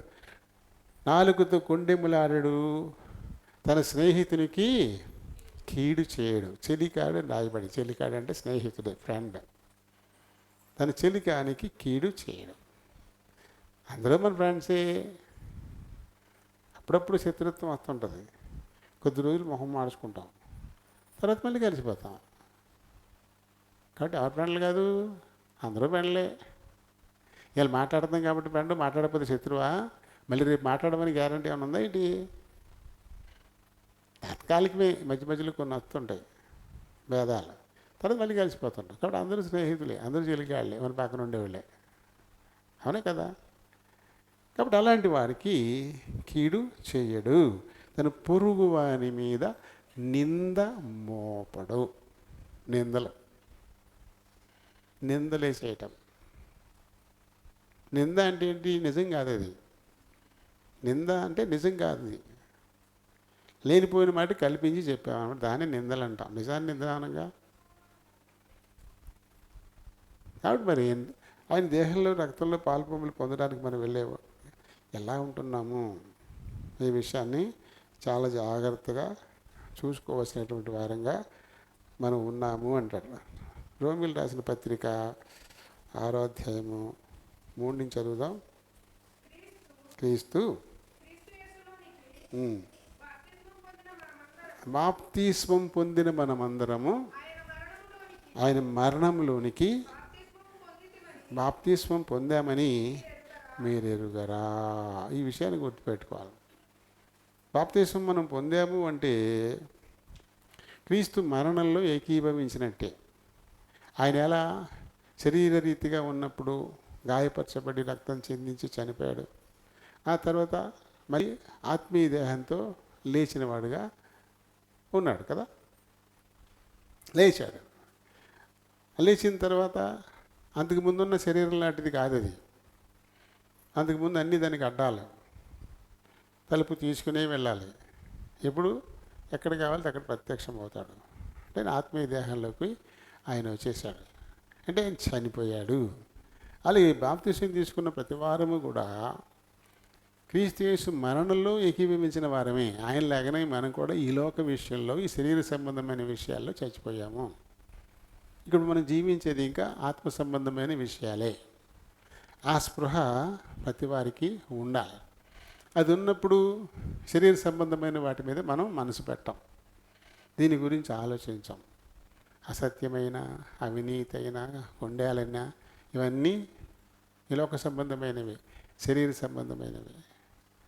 వాటి విషయమే అసలు మనం ఆలోచించాం, అట్లా మర్చిపోతాం. వాటికి మనకు అస్సలు సంబంధమే లేకుండా అయిపోతుంది. అలానే ఉండాలని చెప్పేసి రోమా సంఘానికి రాస్తూ పౌలు గారు హెచ్చరిస్తాడు. మరి ఈ అనుభవం మనకుందా? నేను ఎప్పుడైతే బాప్తిసం తీసుకున్నానో అప్పుడే క్రీస్తు మరణంలో నేను కూడా ఏకీభవించాను. ఆయన సిలువలో చనిపోయిన రీతిని నేను చనిపోయి నీటిలో పాతి పెట్టబడ్డాను.